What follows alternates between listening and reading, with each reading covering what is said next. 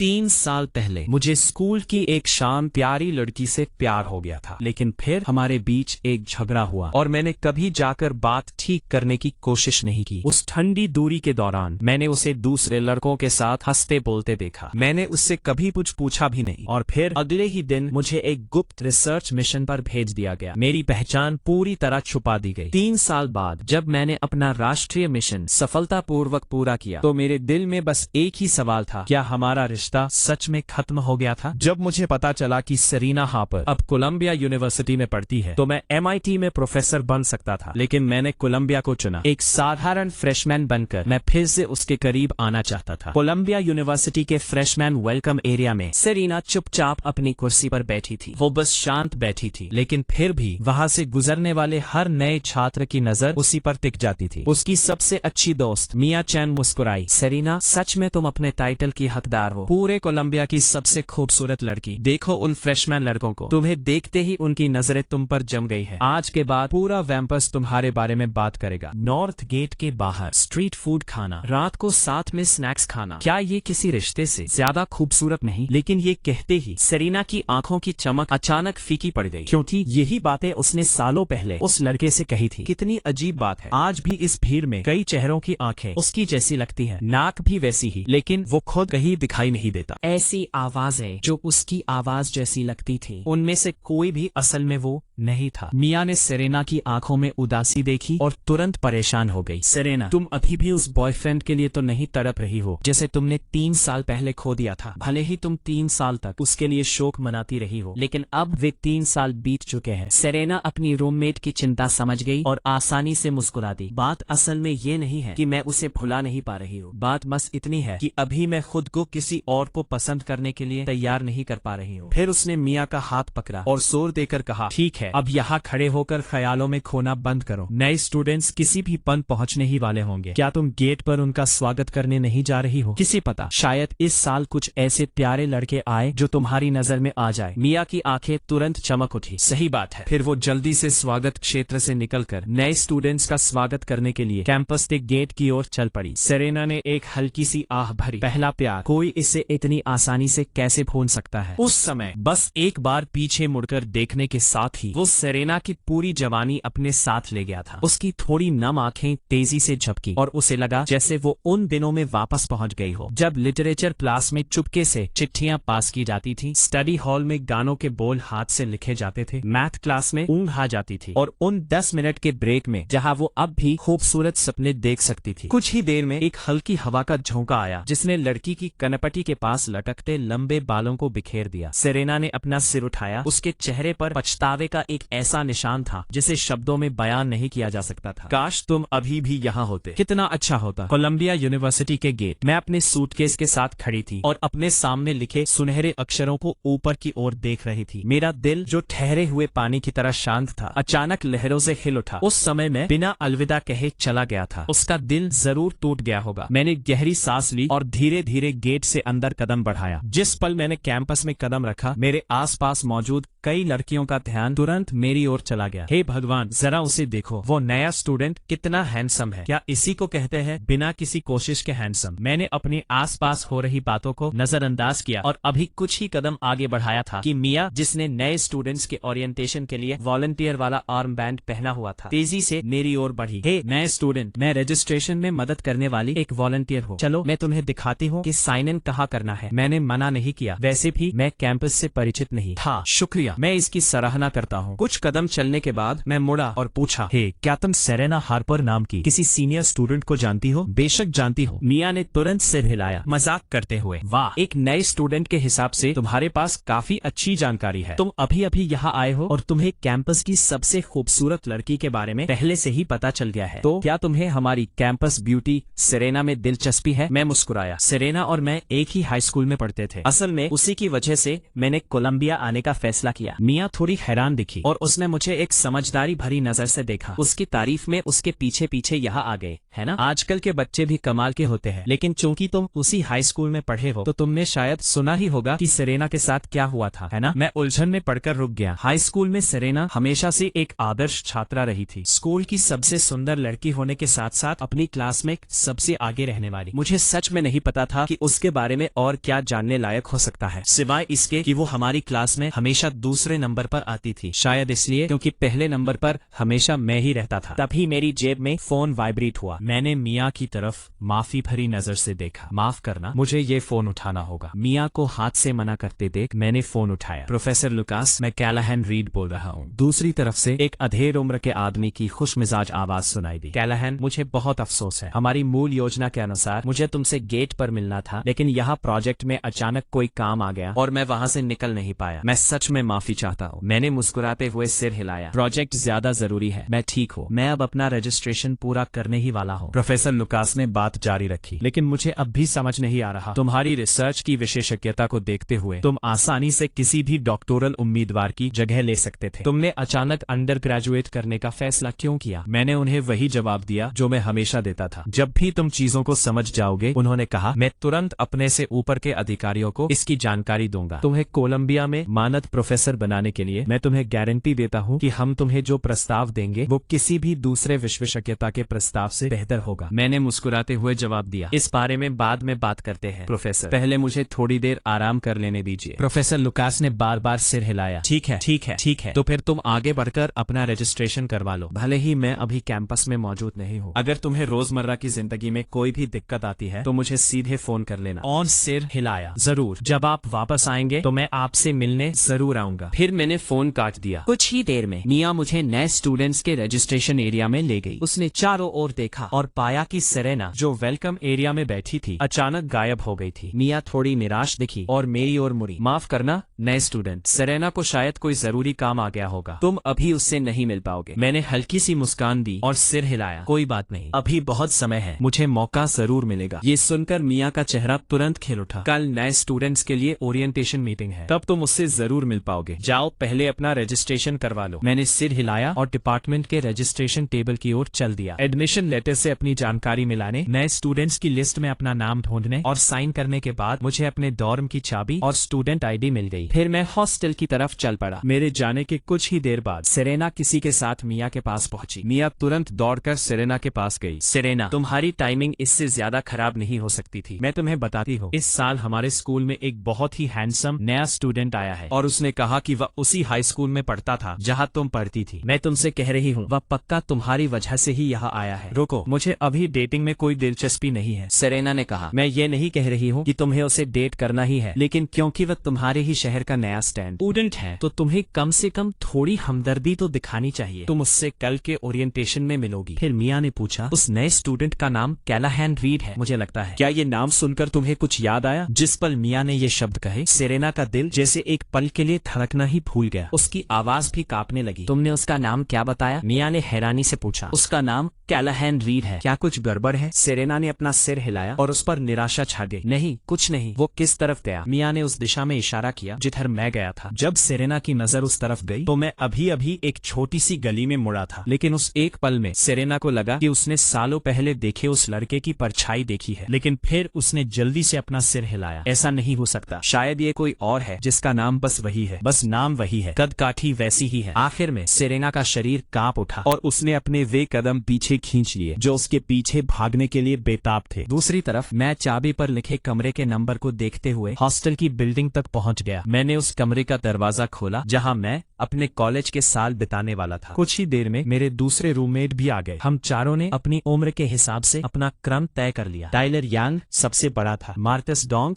दूसरे नंबर पर, मैं तीसरे पर और लियो वू चौथे नंबर पर था। मार्कस मुस्कुराया। हम सबका अलग अलग जगहों से एक साथ आना आसान नहीं है। मैं डीसी से हूँ, इसलिए मुझे ये इलाका काफी अच्छे से पता है। आज मेरी तरफ से ट्रीट है, क्यों न हम सब साथ में डिनर गए? टाइलर ने हाथ हिलाते हुए कहा, इसकी कोई जरूरत नहीं है, हम बस बिल आपस में बांट लेंगे। लेकिन क्योंकि तुम इस इलाके को जानती हो इसलिए रेस्टोरेंट तुम ही चुनो। मैंने भी मुस्कुराते हुए सिर हिला दिया। 3 साल तो पहले ही बीत चुके थे, अब एक और दिन की जल्दबाजी करने की कोई जरूरत नहीं थी। दूसरी तरफ लड़कियों के हॉस्टल में मियाँ एक प्यारी सी मुस्कान मुस्कान के साथ उछलती हुई सेरेना के पास पहुंची। सेरेना, आज रात हम खाने में क्या लें? सेरेना ने एक पल सोचा, फिर बोली, चलो हम डाइनिंग हॉल ही चलते हैं। मैंने सुना है कि पहली मंजिल पर नई स्टीम्ड मछली बहुत बढ़िया है। मिया ने मुंह फुलाया, हम अभी अभी कैंपस लौटे हैं और तुम्हें डाइनिंग हॉल का खाना चाहिए? हम पूरे दिन व्यस्त रहे हैं। चलो उत्तरी गेट के बाहर टहलने चलते हैं, देखते हैं कि वहाँ खाने के लिए कुछ अच्छा मिलता है या नहीं, और साथ में कुछ फल भी ले लेंगे। सेरेना ने उसे घूर कर देखा। मुझे लगता है कि तुम बस बाहर जाकर नए फ्रेशर्स को देखना चाहती हो। मिया खिलखिलाकर हंस पड़ी। तुम मुझे बहुत अच्छी तरह जानती हो। सेरेना अपनी बाकी दो रूममेट्स की तरफ मुड़ी। तुम लोगों का क्या ख्याल है? क्या तुम लोग भी साथ चलना चाहोगी? दोनों लड़कियों ने तुरंत सिर हिला दिया। जरूर। सेरेना ने मिया की तरफ देखा और कहा, ऐसा लगता है जैसे पूरी गर्मियों के बाद हमारे कमरे के लोग बहुत समय बाद एक साथ बाहर निकल रहे हैं। तो चलो फिर। थोड़ी ही देर में वे सब तैयार हो गई और वे चारों लड़कियों के हॉस्टल से बाहर निकल पड़ी। लगभग उसी समय मेरे कमरे से हम चारों भी उत्तरी गेट के बाहर वाली फूड स्ट्रीट पर पहुंच गए और जल्दी ही बैठने के लिए एक बारबेक्यू की दुकान ढूंढी। ठीक उसी पल मिया ने सेरेना की कलाई पकड़ी, चारों तरफ नजर दौड़ाई और फिर तुरंत सेरेना और बाकी दोनों से कहा, लड़कियों, तुम लोगों का क्या ख्याल है? हमें खाने के लिए किस जगह जाना चाहिए? बाकी दो लड़कियों ने सिर हिलाया। हमें किसी भी जगह जाने में कोई दिक्कत नहीं है। फिर मिया ने अपनी नजर अपनी बगल में खड़ी सेरेना की तरफ घुमाई। सेरेना ने बेपरवाही से अपना सिर उठाया। उसकी आंखें तेजी से आसपास के इलाके का जायजा लेने लगी और अचानक उसका पूरा शरीर जम सा गया। हमारी एक बारबेक्यू रेस्टोरेंट के सामने मैं टाइलर और दूसरों के साथ खड़ा था और हम उस बारबेक्यू रेस्टोरेंट के अंदर चले गए। उस पल सेरेना का दिमाग पूरी तरह से खाली हो गया। उसकी खूबसूरत आंखें उस रेस्टोरेंट पर टिकी हुई थीं, जिसमें मैं अभी अभी घुसा था। वो अपनी सांस रोके हुए थी और उस समानता को देखकर खुद को संभाल नहीं पा रही थी। ये समानता बहुत ही अजीब थी। आज सुबह दिखी उस परछाई की झलक से बिल्कुल अलग। उसे ऐसा लगा जैसे उसने सचमुच एक ऐसे नौजवान को देखा हो जो हूबहू कैलाहन रीड जैसा दिखता था। यहाँ तक कि उसके कपड़े भी उसकी यादों से पूरी तरह मेल खाते थे। एक साफ सुथरी सफेद टी शर्ट, फिटिंग वाली गहरी रंग की जीन्स और छोटे छोटे बिखरे हुए काले बाल जो किसी अजीब वजह से बिल्कुल भी बेतरतीब नहीं लग रहे थे। उस एक पल में सेरेना को ऐसा लगा जैसे उसका दम घुटने वाला हो। वो अब भी यह मानने को तैयार नहीं थी कि कैलाहन मर चुका है। मिया ने सेरेना की कलाई हिलाते हुए पूछा, सेरेना, तुम किस सोच में डूबी हुई हो? तभी सेरेना असलियत की दुनिया में वापस लौटी और उसने मिया तथा बाकी लोगों की तरफ देखा। चलो बारबेक्यू खाते हैं। गर्मियों की रातें, बारबेक्यू और बियर, यह तो एकदम जबरदस्त मेल है। मिया और बाकी लोगों को इस बात पर कोई एतराज नहीं था। फिर सेरेना धीरे धीरे उन्हें उसी बारबेक्यू रेस्टोरेंट की तरफ ले जाने लगी जिसमें मैं अभी अभी घुसा था। हर कदम के साथ उसके दिल की धड़कन तेज होती जा रही थी। क्या इस दुनिया में सचमुच कोई ऐसा इंसान हो सकता है जो हूबहू उसके जैसा दिखता हो? या शायद उस पल पिछले 3 सालों से जमा हुआ उसका दिल धीरे धीरे फिर से धड़कने लगा था। भले ही यह एक झूठी उम्मीद हो या फिर एक बेवकूफी भरी कल्पना, लेकिन उसे उस लड़के को देखना ही था जो हूबहू कैलाहन रीड जैसा दिखता था। वही कैलाहन जो उसकी यादों में बसा हुआ था। अब तक हम बाकी लोग पहले ही अंदर जा चुके थे। बैठने के लिए एक अलग कमरा ढूंढकर मैंने बेपरवाही से मेन्यू उठाया और उसके कुछ पन्ने पलटे। फिर मैंने अपने दोस्तों की तरफ देखा। मैं पहले वॉशरूम होकर आता हूँ, तुम लोग तब तक अपना ऑर्डर दे दो। दूसरी तरफ सेरेना और मिया का ग्रुप भी रेस्टोरेंट के अंदर पहुंच चुका था। उन्होंने बैठने के लिए एक कोने वाली जगह चुनी और रेस्टोरेंट के मालिक को अपने पास बुलाया। मेन्यू मिलने के बाद सेरेना ने बाकी लोगों की तरफ देखते हुए कहा, तुम लोग तब तक अपना ऑर्डर दे दो। मुझे लगता है कि मैंने अभी अभी किसी ऐसे इंसान को देखा जिसे मैं जानती हूँ। मैं जाकर उसे ढूंढती हूँ। मिया की आंखें चमक उठी। कोई जिसे तुम जानती हो? कोई हैंडसम लड़का तो नहीं है ना? सेरेना ने अपनी आंखें घुमाई। जाओ, पहले बस ऑर्डर कर दो। फिर वो वही खड़ी हो गई और पूरे रेस्टोरेंट पर नजर दौड़ाई। तब उसे एहसास हुआ कि उसके आसपास मौजूद सभी लोग अजनबी थे। उसके चेहरे पर तुरंत निराशा छा गई। फिर उसने गहरी सांस ली और एक एक करके जल्दी से हर प्राइवेट कमरे का दरवाजा खोलकर देखा। जब उसे वो जाना पहचाना चेहरा कहीं नहीं दिखा तो वो निराश होकर बाहर निकल आती और बार बार कहती, सॉरी, गलत कमरा। आखिर में सेरेना ने टाइलर के प्राइवेट कमरे का दरवाजा खोला। सेरेना को अंदर आते देख टाइलर और बाकी लोगों की आंखें हैरानी से चौड़ी हो गई। सेरेना सेरेना ने टाइलर और बाकी 2 लोगों को देखकर थोड़ी थोड़ी झिझक के साथ मुस्कुराते हुए कहा, हे दोस्तों। फिर उसकी नजर मेज पर रखी 4 प्लेटों पर पड़ी और उसने उत्सुकता से पूछा, क्या तुम लोगों के साथ कोई और भी है? टाइलर ने तुरंत जवाब दिया, हमारा तीसरा रूममेट बाथरूम गया है। सेरेना ने सिर हिलाया और उन्हें सॉरी कहते हुए देखा। उसके लिए सॉरी? मुझे लगा कि मैंने किसी जाने पहचाने इंसान को देखा है, इसलिए मैं गलती से इस कमरे में आ गई। फिर वो जल्दी से उस प्राइवेट कमरे से बाहर निकल गई, लेकिन जैसे ही वो मुड़ी उसने एक सफेद टी शर्ट पहने लड़के को पास से गुजरते हुए देखा। उसी पल सेरेना के दिल की धड़कनें तेज हो गई। उसने एक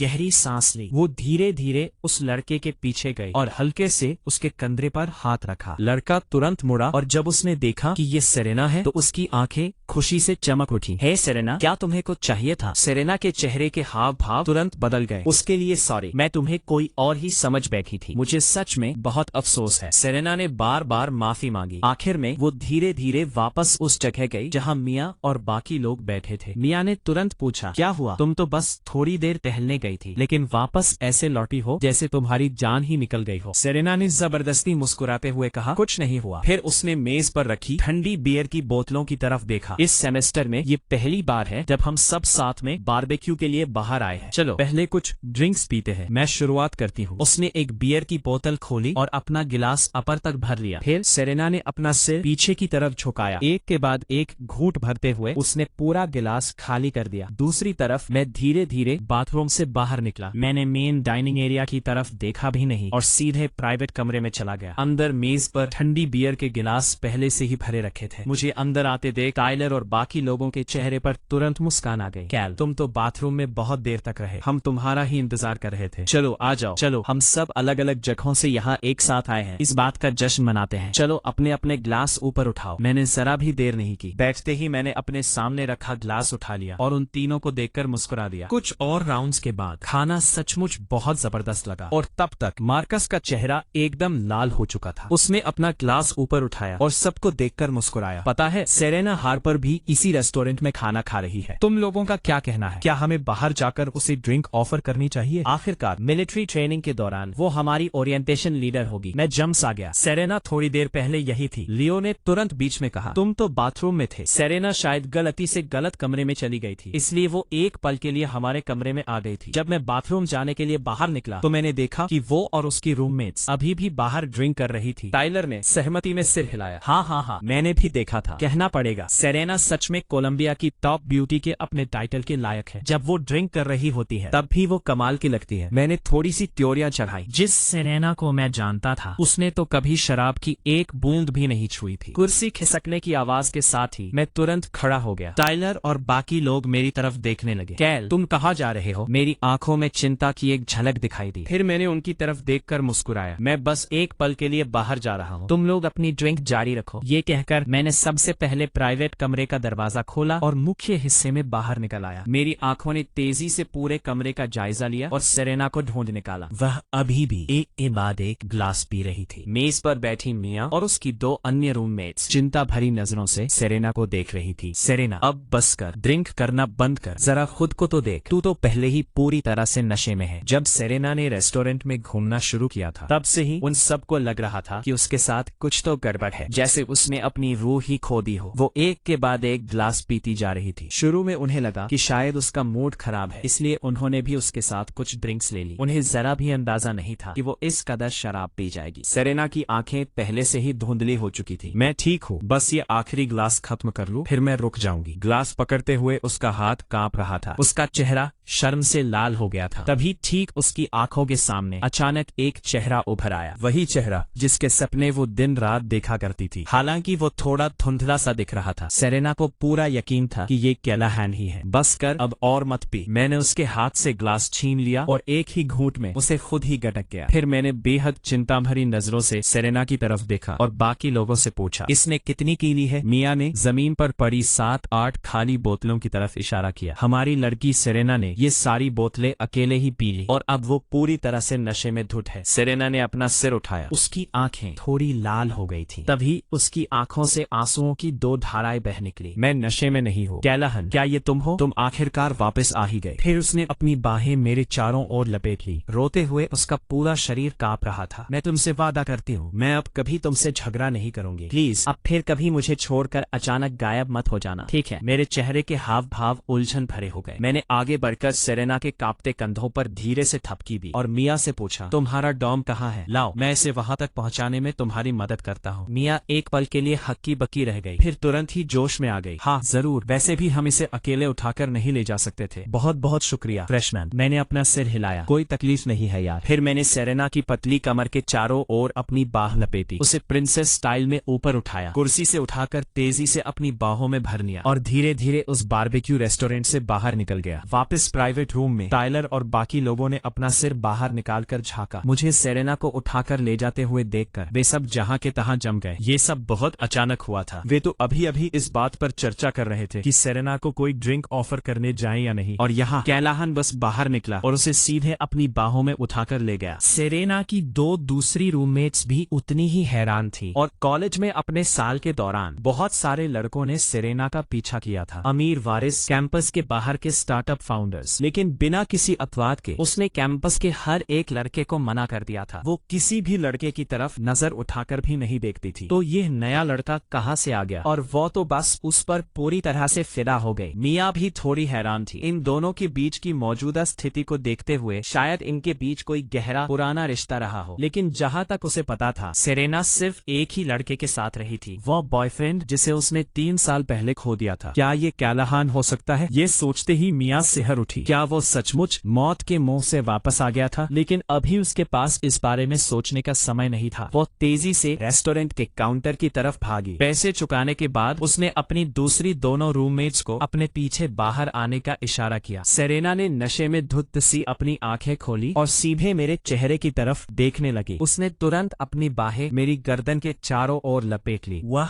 मुझसे ऐसे चिपक गई जैसे कोई गिलहरी पेड़ से चिपकी हो। उसका पूरा शरीर मेरे शरीर से लिपटा हुआ था। जब वह फुसफुसाकर बोली तो उसकी मीठी सांसें मेरे होठों से टकराई। क्या सचमुच तुम ही हो कैलाहन? तुम आखिरकार वापस आ ही गए। मुझसे वादा करो कि तुम फिर कभी मुझे छोड़कर नहीं जाओगी। ठीक है, मैं सच में वादा करती हूँ कि अब मैं तुमसे कभी झगड़ा नहीं करूंगी। एक लड़की की कोमल नाजुक महक में शराब की हल्की सी गंध मिली हुई थी। मेरी बाहों में सेरेना थी जो बेचैनी से करवटें बदल रही थी और उसकी आंखें कहीं और ही टिकी हुई थी। आखिर मैं भी तो एक जवान जोशीला लड़का ही था। उसकी ये छोटी छोटी हरकतें तुरंत ही मेरी रगों में जोश भर देती थी। मैं अपनी लार निगले बिना नहीं रह सका। अपनी बाहों में सेरेना को बेबसी से नीचे देखते हुए मेरी आंखों में प्यार की एक झलक कौंध गई। मैं वादा करता हूँ कि अब मैं तुम्हें कभी छोड़कर नहीं जाऊंगा। जब सेरेना ने मुझे ऐसा कहते सुना तो वह तुरंत ही एक संतुष्ट मुस्कान के साथ मेरे सीने से लिपट गई और एक नटखट बच्चे की तरह कहने लगी, तो तुमने वादा किया है, ठीक है, अब कोई छोड़कर नहीं जाएगा। जो कोई भी फिर से चुपके से चला गया वह पिल्ला कहलाएगा। भौंक भौंक भौंक। मैंने बार बार सिर हिलाया। मैं वादा करता हूँ जो भी अब दोबारा गायब होगा वह पिल्ला बन जाएगा। इस बार सेरेना आखिरकार शांत हो गई। वह मेरी बाहों में आजनाकारी बच्चे की तरह लेटी रही और धीरे धीरे उसे नींद आ गई। मैंने बगल में चल रही मिया की तरफ देखा। क्या वह अक्सर शराब पीने के बाद ऐसी ही हो जाती है? मिया ने जोर से सिर हिलाया। नहीं नहीं, हालांकि हमारा डॉर्म कभी कभी बाहर जाता है और हम थोड़ी बहुत बियर पीते हैं, लेकिन सेरेना को हमेशा अपनी हद पता होती है। वह इससे पहले कभी इतनी ज्यादा नशे में नहीं हुई। फिर वह हंसे बिना नहीं रह सकी। असल में ये पहली बार है जब हम में से किसी ने सेरेना को नशे में देखा है। किसे पता था कि जो लड़की आमतौर पर इतनी शांत और गंभीर रहती है वह नशे में इतनी छोटी बच्ची जैसी हरकतें करने लगेगी। उसके बगल में चल रही दोनों लड़कियों ने भी सहमति में सिर हिलाया। मैंने हल्का सा सिर हिलाया। अच्छा, समझ गया। तभी मेरा ध्यान मिया और बाकी लड़कियों के हाथों में ऊपर उठे हुए फोन पर गया। मैंने हैरानी से पूछा, क्या तुम लोग वीडियो बना रहे हो? मिया के चेहरे के हाव भाव अचानक बदल गए और उसने अजीब सी मुस्कान के साथ मेरी तरफ देखा। बस इस पल को कैद कर रहे हैं। हम तो बस मजे के लिए उसके नशे की हालत रिकॉर्ड कर रहे हैं। कल जब उसका नशा उतर जाएगा तो हम उसे यह वीडियो भेज देंगे। इस तरह उसे याद आ जाएगा कि आज रात क्या हुआ था। मैंने अपने होठों के कोनों को हल्का सा सिकोड़ा और बेपरवाही से कहा, ठीक है, बना लो वीडियो, बस ये ध्यान रखना कि मेरा अच्छा वाला एंगल ही आए। मिया और बाकी लड़कियां तुरंत जोर से हंस पड़ी। ठीक है, पक्का। लेकिन कुछ ही कदम चलने के बाद मिया ने उत्सुकता से मेरी तरफ देखा। अरे मैं लड़के, कहीं तुम वही बॉयफ्रेंड तो नहीं हो जिसके बारे में सेरेना ने बताया था कि उसकी 3 साल पहले मौत हो गई थी। मैंने कुछ सेकंड तक सोचा, अगर कुछ अप्रत्याशित न हुआ हो तो हाँ, शायद मैं ही हूँ। मिया और बाकी लड़कियां यह सुनकर एकदम सन्न रह गईं। लेकिन फिर उसने कहा, तुम कहना चाहती हो कि मैं 3 साल से मरा हुआ हो, है ना? मैंने अपना सिर झुकाकर सेरेना को देखा, जो मेरी बाहों में शांति से सो रही थी। मेरे होठों के कोने अपने आप ही हल्के से ऊपर उठ गए। असल में मैं भी सच में जानना चाहता था कि वो ऐसा क्यों कह रही थी कि मैं 3 साल से मरा हुआ हूँ। कुछ सेकंड रुकने के बाद मेरे चेहरे से मुस्कान धीरे धीरे गायब हो गई। मेरी एक्स गर्लफ्रेंड मिया के साथ आगे आगे चल रही थी। मैं सेरेना को गोद में उठाकर उनके हॉस्टल के दरवाजे तक ले गया। तभी मैंने उसे अपनी बाहों से धीरे से नीचे उतारा। मिया और दूसरों की तरफ देखते हुए मैंने कहा, जब वो हॉस्टल में हो तो प्लीज आज रात उसका ध्यान रखना। मिया और बाकी सबने बार बार सिर हिलाया, कोई दिक्कत नहीं। फिर वे सब सेरेना के चारों ओर जमा हो गए, उसे उठने में मदद की और धीरे धीरे लड़कियों के हॉस्टल के अंदर चले गए। जब वे मेरी नजरों से ओझल हो गए, तभी मैं लड़कियों के हॉस्टल के दरवाजे से हटा। जब मैं बारबेक्यू रेस्टोरेंट वापस पहुंचा तो टाइलर और बाकी सब अभी भी प्राइवेट कमरे में आराम से बैठे हुए थे। मुझे दरवाजा खोलकर अंदर आते देख वे तीनों तुरंत खड़े हो गए और जजों के पैनल जैसे लग रहे थे। टाइलर ने उत्सुकता से मेरी तरफ देखा। कैल, बताओ क्या बात है, क्या चल रहा है? कॉलेज का पहला ही दिन है और तुमने चुपके से कोलिया की सबसे खूबसूरत लड़की को पटा लिया है। मैंने उनकी तरफ बेबसी से देखा। पटा लिया? तुम इस बारे में बात कर रहे हो? वो और मैं हाई स्कूल से एक दूसरे को जानते हैं। टाइलर ने मुझे घूर कर देखा। कैल, ये मत सोचो कि हम अंधे हैं। अगर तुम सिर्फ नॉर्मल दोस्त हो तो तुम्हें उसे प्रिंसेस कैरी करके हॉस्टल तक ले जाने की क्या जरूरत थी? क्या उसके रूममेट्स सिर्फ सजावट के लिए थे? वैसे भी मैंने सब साफ साफ देखा था। सेरेना सबसे पहले तुम्हारी बाहों में कूद पड़ी। लियो की आंखें चमक उठी। केल, तुम वह बॉयफ्रेंड नहीं हो जिसकी 3 साल पहले मौत हो गई थी। सेरेना ने कहा, क्या तुम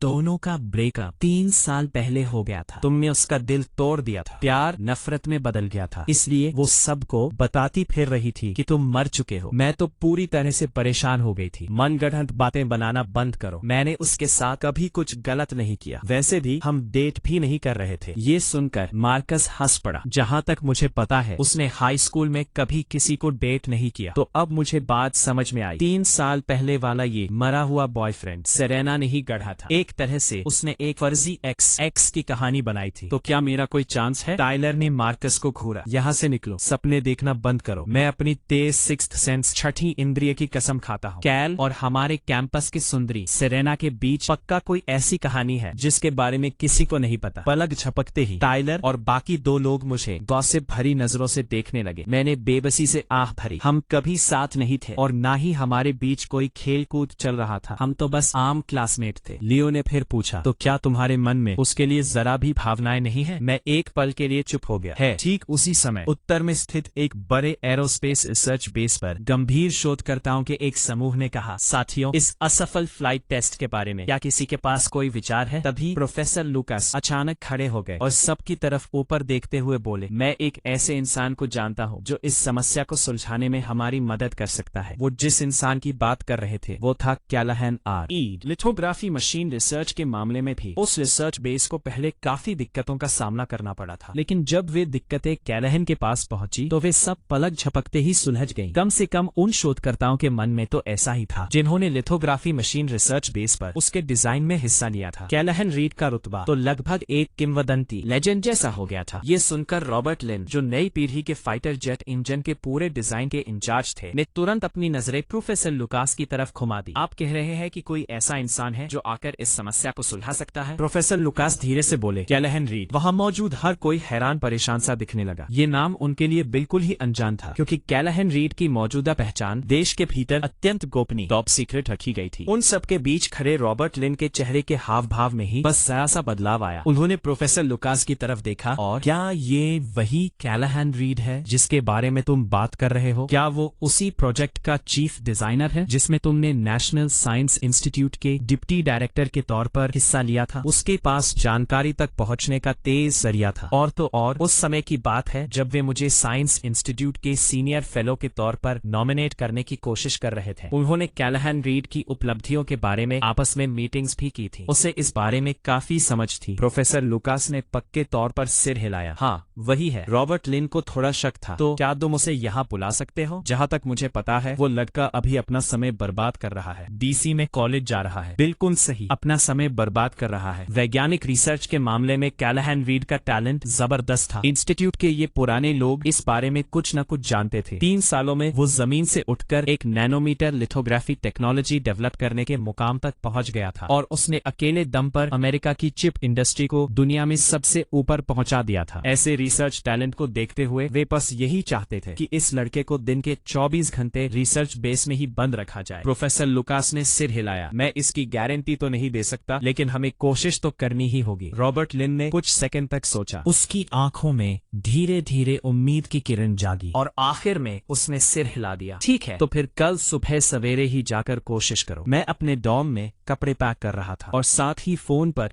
प्रोफेसर लुकास से बात भी कर रहा था। कोई बात नहीं, मैं अभी थोड़ी देर में सबसे पहली फ्लाइट बुक कर लूंगा। आज रात तक मैं वहां पहुंच जाऊंगा। फिर मैंने फोन काट दिया। टाइलर अभी अभी बिस्तर पर उठकर बैठा था। वो नींद में था, अपने सिर के पिछले हिस्से को खुजा रहा था और ऊपर मेरी तरफ देख रहा था जहां मैं अपना सामान पैक कर रहा था। उसने हैरानी से पूछा, कैल तुम इतनी सुबह सवेरे सामान क्यों पैक कर रहे हो? मैंने सीधे सीधे जवाब दिया, घर पर कुछ जरूरी काम आ गया है, मुझे वापस जाना होगा। 7वीं पीढ़ी के फाइटर जेट इंजन के डिजाइन और रिसर्च का काम है। ये ऐसा काम नहीं था जिसमें मुझे शुरू में हिस्सा लेना था, लेकिन मैं यह भी समझता था कि एक बार जब आप वैज्ञानिक रिसर्च के लिए खुद को समर्पित कर देते हैं तो फिर आप सिर्फ अपने नहीं रह जाते। कुछ काम ऐसे होते हैं जिन्हें करने के लिए किसी न किसी को आगे आना ही पड़ता है। टाइलर की नींद तुरंत पूरी तरह से खुल गई। वापस जा रहे हो या कहीं तुम अपनी मिलिट्री ट्रेनिंग तो नहीं छोड़ रहे हो? मैंने आवाज उठाई। मुझे स्कूल से पहले ही इजाजत मिल चुकी थी। टाइलर ने सिर हिलाया। उसे बात आधी अधूरी समझ आई थी। तुम कितने समय के लिए जा रहे हो? अगर काम जल्दी हो गया तो 1 हफ्ते के लिए, अगर नहीं तो शायद तब तक जब तक तुम लोग अपनी मिलिट्री ट्रेनिंग पूरी न कर लो। टाइलर अब पूरी तरह से चौकन्ना हो गया था। तुम जानबूझकर मिलिट्री ट्रेनिंग से बचने की कोशिश तो नहीं कर रहे हो ना? और इतनी अचानक से जा रहे हो? क्या तुमने सेरेना को अलविदा कह दिया? मेरे हाथ तुरंत सामान पैक करना बंद कर चुके थे। दूसरी तरफ लड़कियों के हॉस्टल में सुबह की धूप खिड़की से अंदर आ रही थी और हॉस्टल के कमरे के फर्श पर फैल रही थी। सेरेना ने अपने दर्द करते माथे को मला, आलस में अंगड़ाई ली और मिया से पूछा, जो उसके बगल में पहले से ही जागी हुई थी। मिया, अभी क्या समय हुआ है? मिया मुस्कुराई। 7 बजे है, अभी भी काफी सुबह है, वापस सोने का मन नहीं कर रहा। सेरेना तेजी से बिस्तर से नीचे उतरी और अपनी आंखें मलने लगी। क्या कल रात मैंने ज्यादा पी ली थी? मुझे धुंधला सा याद आ रहा है कि मैंने किसी को गले लगाया था। ये सुनकर मिया हंस पड़ी। हाँ, तुमने बिल्कुल ऐसा ही किया था। मुझे तो लगा था कि तुम्हारी याददाश्त चली गई है। उसने अपना फोन निकाला, कल रात का वीडियो खोला। अच्छा, क्या तुम्हें याद दिलाने में मैं तुम्हारी मदद करूं? सेरेना ने बेबसी से आह भरी। तुमने इसका वीडियो भी बना लिया? मिया ने फोन सेरेना के चेहरे के पास किया। खुद ही देख लो, वो लड़का जिसने तुम्हें गोद में उठाया था, क्या तुम्हें वो याद है? सेरेना ने तेजी से फोन अपने हाथ में ले लिया। स्क्रीन पर वो तस्वीर देखते ही उसका पूरा शरीर वहीं का वहीं जम गया। वीडियो में वो दृश्य चल रहा था जिसमें कैलाहन उसे गोद में उठाकर वापस कैंपस ला रहा था। उसमें वो बात भी रिकॉर्ड हो गई थी जो मैंने उस समय कही थी। हाँ, वीडियो बना लो, बस ये पक्का कर लेना कि मेरा अच्छा वाला एंगल ही आए। उसी पल सारी यादें एक साथ उमड़ पड़ी, एक एक करके। सेरेना की आंखों से तेजी से आंसू बहने लगे, मानो उसे डर हो कि मैं कहीं गायब न हो जाऊं। वीडियो देखने के बाद सेरेना हड़बड़ाकर बिस्तर से नीचे उतरी और बड़ी बड़ी आंखों से मिया को घूरने लगी। मिया, तुम कैलाहन को कैसे जानती हो? वो अभी कहाँ है? मिया ने जवाब दिया, वो इकोनॉमिक्स डिपार्टमेंट में फर्स्ट ईयर का स्टूडेंट है। कल रात जब तुमने ज्यादा पी ली थी तब वहाँ आया था, फिर तुम उसके ऊपर गिर पड़ी और वो तुम्हें गोद में उठाकर यहाँ वापस ले आया। मिया ने और कुरेदते हुए पूछा, वो वही बॉयफ्रेंड तो नहीं है ना जिसकी 3 साल पहले मौत हो गई थी और जिसके बारे में तुमने मुझे बताया था? सेरेना के पास मिया के सवाल का जवाब देने का समय नहीं था। उसने तेजी से अपने कपड़े बदले और हॉस्टल से बाहर की ओर भाग निकली। मिया ने बेबसी से उसे आवाज दी, अरे तुम्हें इतनी जल्दी किस बात की है? क्या तुम्हें यह भी पता है कि उसका डॉर्म कहाँ है? सेरेना ने दौड़ते हुए पीछे से चिल्लाकर जवाब दिया, मुझे नए स्टूडेंट्स के कमरों की लिस्ट भेज दो। लड़कों के डॉर्मेट्री के दरवाजे पर ज्यादा लोग गुजर नहीं रहे थे। मैं डॉर्म के सामने वाले रास्ते पर धीरे धीरे चल रहा था और डाइनिंग हॉल में नाश्ता करने का सोच रहा था। अचानक सेरेना की थोड़ी कांपती हुई आवाज मेरे कानों में पड़ी, कैलाहन। मैंने अचानक ऊपर देखा। सेरेना के चेहरे से आंसू सूख चुके थे और वह बस वहीं खड़ी होकर मुझे शांति से देख रही थी। पूरे 3 साल बीत चुके थे और कैलाहन की शक्ल सूरत में ज्यादा बदलाव नहीं आया था, लेकिन वह काफी लंबा हो गया था। उसकी आंखों से बचपन की मासूमियत चली गई थी और उसकी जगह एक तरह की समझदारी और ठहराव आ गया था। हालांकि उसका अंदाज वही था, अब भी उतना ही सौम्य। भले ही उसने मुझे वीडियो में एक बार पहले ही देख लिया था, अब जब वे आधिकारिक तौर पर आमने सामने थे, उस पल सेरेना को लगा जैसे उसकी धड़कनें थम सी जाएंगी। उनके बीच एक जानलेवा सन्नाटा छा गया। ना उसने पहले कुछ कहा, न मैंने। ठीक वैसे ही जैसे सालों पहले जब उसने गुस्से में मुझसे कहा था, मैं तुम्हें फिर कभी नहीं देखना चाहती। बस फर्क इतना था कि उस समय यह बात उसने ज्यादातर नफरत या चिढ़ में कही थी, लेकिन अब उसके मन में ज्यादा जिज्ञासा, उलझन और गुस्सा था। वह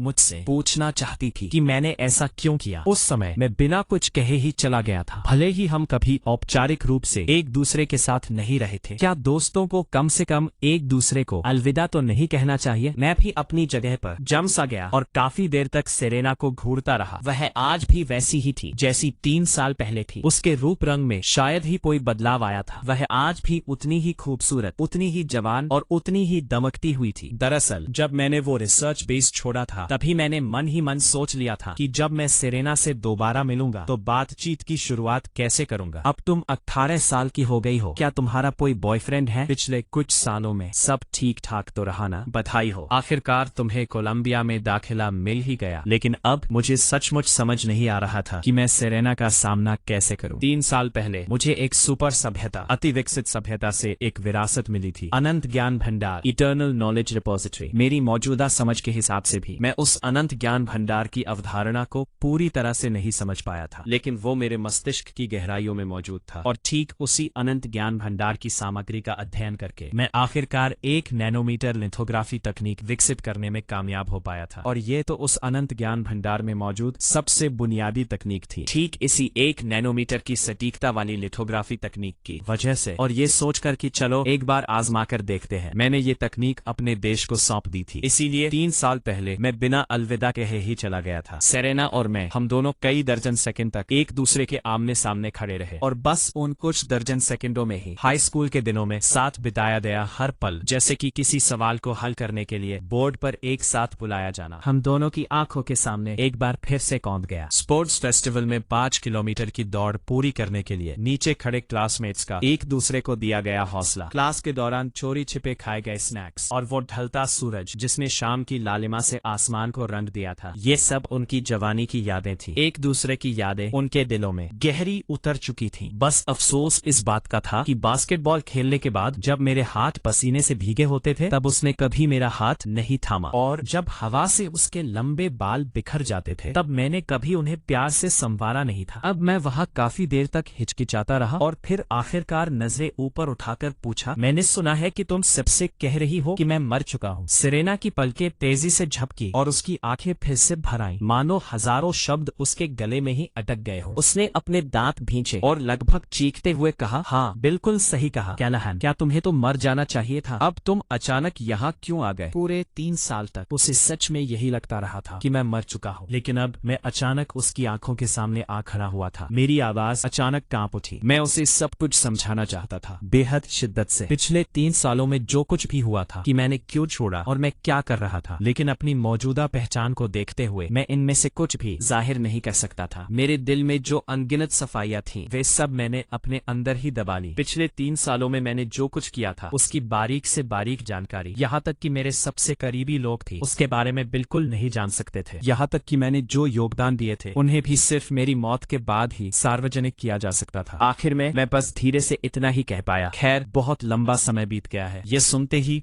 सेरेना के चेहरे के हाव भाव तुरंत ही एकदम ठंडे पड़ गए। मैं तुम्हें देखना नहीं चाहती, मैं तुम्हें ढूंढने बस ये पक्का करने आई थी कि तुम मर गए हो या नहीं। अब जब मुझे पता चल गया है कि तुम जिंदा हो तो मैं जा रही हूँ। ये कहकर सेरेना जाने के लिए मुड़ी। सेरेना, मैंने उसे रोकने के लिए आवाज दी। सेरेना मेरी तरफ देखने के लिए मुड़ी। क्या बात है? मैंने शांति से कहा, मैं बस तुम्हें उस पुराने वादे के बारे में बताना चाहता था। मैंने वो वादा नहीं तोड़ा। सेरेना ठंडी हंसी हंसी। वो पुराना वादा? उसने मेरी तरफ देखा, अपनी नाराजगी को बड़ी मुश्किल से दबाते हुए। कैलाहन, हम एक दूसरे के क्या लगते हैं? तुम खुद को समझते क्या हो? जब मन चाहा चले गए, जब मन चाहा आ गए। 3 साल तक मैंने तुम्हें इतने सारे मैसेज भेजे, पर तुमने एक का भी जवाब नहीं दिया। कोई वजह नहीं, कुछ नहीं, तुम बस हवा में गायब हो गए। क्या तुम्हें लगा कि ये बहुत कूल था? क्या तुम्हें इससे अच्छा लगा ये सोचकर कि तुम मुझे जिंदगी भर अपनी याद दिलाते रहोगे? क्या तुम्हें गायब नहीं हो जाना चाहिए था? अगर तुम पहले ही गायब हो चुके थे तो फिर दोबारा आने की क्या जरूरत थी? ये आखिरी बात सेरेना सेरेना ने लगभग चीखते हुए कही, मानो वो पिछले 3 सालों का सारा दर्द, सारी शिकायतें और अपनी सारी कुंठाएं बाहर निकालना चाहती हो। शुरू में उसे सच में अब भी उम्मीद थी कि शायद मैं बस उसके साथ कोई मजाक कर रहा हूँ, गर्मियों की छुट्टियों के लिए अचानक गायब हो गया हूँ। उस समय उसने सोचा था कि जब उसे कैलहन मिलेगा तो वो उसे जरूर खरी खोटी सुनाएगी, लेकिन आखिरकार उसने उम्मीद छोड़ दी थी। मेरी तरफ से 3 साल की पूरी चुप्पी के बाद उसे धीरे धीरे लगने लगा था कि वो उन सारी बातों को भूलने लगी है जो 3 साल पहले हमारे बीच हुई थी। लेकिन अब मैं अचानक फिर से सामने आ गया था। उसकी बातों ने मुझे निशब्द कर दिया। मैं भला क्या कह सकता था? एक इज्जतदार आदमी जिसने खुद को अपने देश के लिए समर्पित कर दिया हो, वह खुद को किसी और के लिए समर्पित नहीं कर सकता। आखिर में मैं बस बेबसी से आह भर सका। मुझे माफ कर दो, मुझे उस समय बिना अलविदा कहे नहीं जाना चाहिए था। मैं बहुत जल्दबाजी में चला गया था और मुझे समझ नहीं आ रहा था कि तुम्हारा सामना कैसे करूं। जिस रिसर्च प्रोजेक्ट में मैंने हिस्सा लिया था वो एक राष्ट्रीय राज्य था। यहाँ तक कि मेरे अपने माता पिता को भी बस इतना पता था कि सरकार ने मुझे अपने देश की सेवा के लिए खास तौर पर चुना है। मुझे कोई पछतावा नहीं था, लेकिन सेरेना के मामले में मुझे अपराध बोध महसूस हो रहा था। सेरेना ने अपने दांत खींचे। तुम्हें मुझसे माफी मांगने की जरूरत नहीं है। वैसे भी हम एक दूसरे के क्या लगते हैं? अगर तुम चाहो तो जा सकते हो, अगर तुम चाहो तो रुक सकते हो। तुम जो भी करो उससे मेरा कोई लेना देना नहीं है। मैंने सेरेना की तरफ माफी भरे अंदाज में देखा। मुझे जाना होगा, घर पर कुछ जरूरी काम आ गया है। मुझे कुछ समय के लिए वापस जाना होगा, लेकिन ज्यादा से ज्यादा मिलिट्री ट्रेनिंग खत्म होने के बाद मैं वापस आ जाऊंगा। ये सुनकर सेरेना के चेहरे पर थोड़ी सी घबराहट आ गई। क्या हुआ? लेकिन फिर उसने फिर से मुंह फुला लिया। अगर तुम जाना चाहते हो तो जाओ। ऐसा तो नहीं है कि मैं तुम्हारे लिए कोई हूँ। तुम्हें मुझे कोई सफाई देने की जरूरत नहीं है। मैं मुस्कुराया और कहा, भले ही मुझे स्कूल से पहले ही इजाजत मिल गई थी, फिर भी तुम हमारी क्लास की ओरिएंटेशन असिस्टेंट हो। एक फ्रेशमैन को मिलिट्री ट्रेनिंग छोड़ते समय कम से कम अपने ओरिएंटेशन लीडर को अलविदा तो कहना चाहिए, है ना? इसके अलावा मेरी नजर में तुम सिर्फ मेरी ओरिएंटेशन लीडर ही नहीं हो। सेरेना ने धीरे से सांस छोड़ी। मुझे समझ नहीं आ रहा कि तुम क्या कह रहे हो। फिर उसने शांत होने का नाटक किया। क्या कुछ और भी है? अगर नहीं तो मैं जा रहा हूँ। और कुछ नहीं। मैंने अपना हाथ उठाया उसका थोड़ा बिखरा हुआ बाल ठीक करने के इरादे से, लेकिन जैसे ही मेरा हाथ उसे छूने वाला था मैंने खुद को रोक लिया और हाथ पीछे खींच लिया। इस बार बिना अलविदा कहे जाने में नहीं गिना जाएगा। मैं कोई पिल्ला नहीं बनना चाहता। मुझे तुमसे बात करने की कोई परवाह नहीं है। सेरेना को तुरंत याद आ गया कि उसने क्या कहा था। जब वो कल रात नशे में थी तो उसका चेहरा शर्म से लाल हो गया था। उसने मुझे घूरा। अगर घर पर कुछ काम आ गया है तो बस जाओ, अब कितना परेशान करने वाला है। ये कहकर वो तेजी से मुड़ी और चली गई। मैं वही खड़ा सेरेना को दूर भागते हुए देखता रहा और मेरे होठों के कोने धीरे धीरे मुस्कान में बदल गए। शायद मुझे सच में नहीं पता था कि प्यार कैसे करते हैं। इस बीच जब सेरेना वापस अपने हॉस्टल पहुंची तो वो इसी बारे में सोचती रही और अचानक खुद पर गुस्सा हो गई। सेरेना, ओह सेरेना, क्या तुम थोड़ी मजबूत नहीं बन सकती? क्या तुम उसे देखते ही पिघलना बंद नहीं कर सकती? वो 3 साल तक बिना कुछ कहे गायब रहा। क्या उसे जरा भी अंदाजा है कि तुम्हें कैसा लगा होगा? और यहाँ तुम उसके घर में क्या हो रहा है इसकी परवाह कर रही हो। फिर उसने कई गहरी सांसें ली, अपनी भावनाओं को शांत किया और तेजी से यह तय कर लिया कि पिछले 3 सालों में जो कुछ भी हुआ था उसे वो ऐसे ही जाने नहीं दे सकती। दूसरी तरफ एयरपोर्ट पर तब तक मैं लाउंज की तरफ जाने वाली लिफ्ट में चढ़ चुका था। तभी किसी ने लिफ्ट में मौजूद सभी लोगों पर चिल्लाते हुए कहा, बाहर निकलो, जल्दी करो, सब बाहर निकलो। मैंने ऊपर और लिफ्ट के बाहर देखा। लोगों की उस भीड़ में शायद कोई मशहूर हस्ती, सेलिब्रिटी थी जिसके साथ कई महिला प्रशंसक तस्वीरें ले रही थी। मैं अपनी हंसी नहीं रोक पाया और ताना मारते हुए बोला, क्या आप लोग अभी लिफ्ट का इंतजार नहीं कर सकते? क्या ये एयरपोर्ट आपके परिवार ने बनवाया है? उस पुरुष सेलिब्रिटी के असिस्टेंट के चेहरे के हाव भाव तुरंत बिगड़ गए। इसका क्या मतलब है? क्या तुम्हें अंदाजा भी है कि हमारे केनी का शेड्यूल कितना व्यस्त है? क्या तुम्हें नहीं पता कि हमारी फ्लाइट आने ही वाली है? अभी के अभी बाहर निकलो। मेरे चेहरे के हाव भाव बिल्कुल नहीं बदले। तुम्हारी फ्लाइट आने का हमसे क्या लेना देना है? इस लिफ्ट में खड़े किसी भी ऐसे व्यक्ति से पूछ लो जिसे अपना कोई जरूरी काम न हो। क्या सेलिब्रिटी होने से तुम्हें कोई खास अधिकार मिल जाते हैं? ये सुनकर उस पुरुष सेलिब्रिटी को घेरे खड़ी कुछ जुनूनी महिला प्रशंसक अब और चुप नहीं रह सकी। केनी के लिए लिफ्ट छोड़ना तो तुम्हारे लिए गर्व की बात होनी चाहिए। जल्दी करो और हट जाओ। तुम वहाँ बस खड़े क्यों हो? अगर तुम्हारी वजह से हमारे केनी की फ्लाइट छूट गई तो क्या तुम उसकी जिम्मेदारी ले पाओगे? इस बात पर उस पुरुष सेलिब्रिटी के चेहरे के हाव भाव भी अप्रसन्न हो गए। देश में मिली 2.5 साल की शोहरत ने उसे लाड प्यार की आदत डाल दी थी। लिफ्ट छोड़ने की तो बात ही छोड़ो, यहाँ तक कि जब वो शूटिंग पर 2.5 घंटे देर से पहुंचता था तब भी पूरी टीम को उसका इंतजार करना पड़ता था। लेकिन एक सेलिब्रिटी होने के नाते अपनी पेशेवर समझ के कारण वो कुछ बातों को लेकर अब भी काफी सावधान रहता था। अगर वो कुछ भी ज्यादा ही मनमानी करता तो लोगों की राय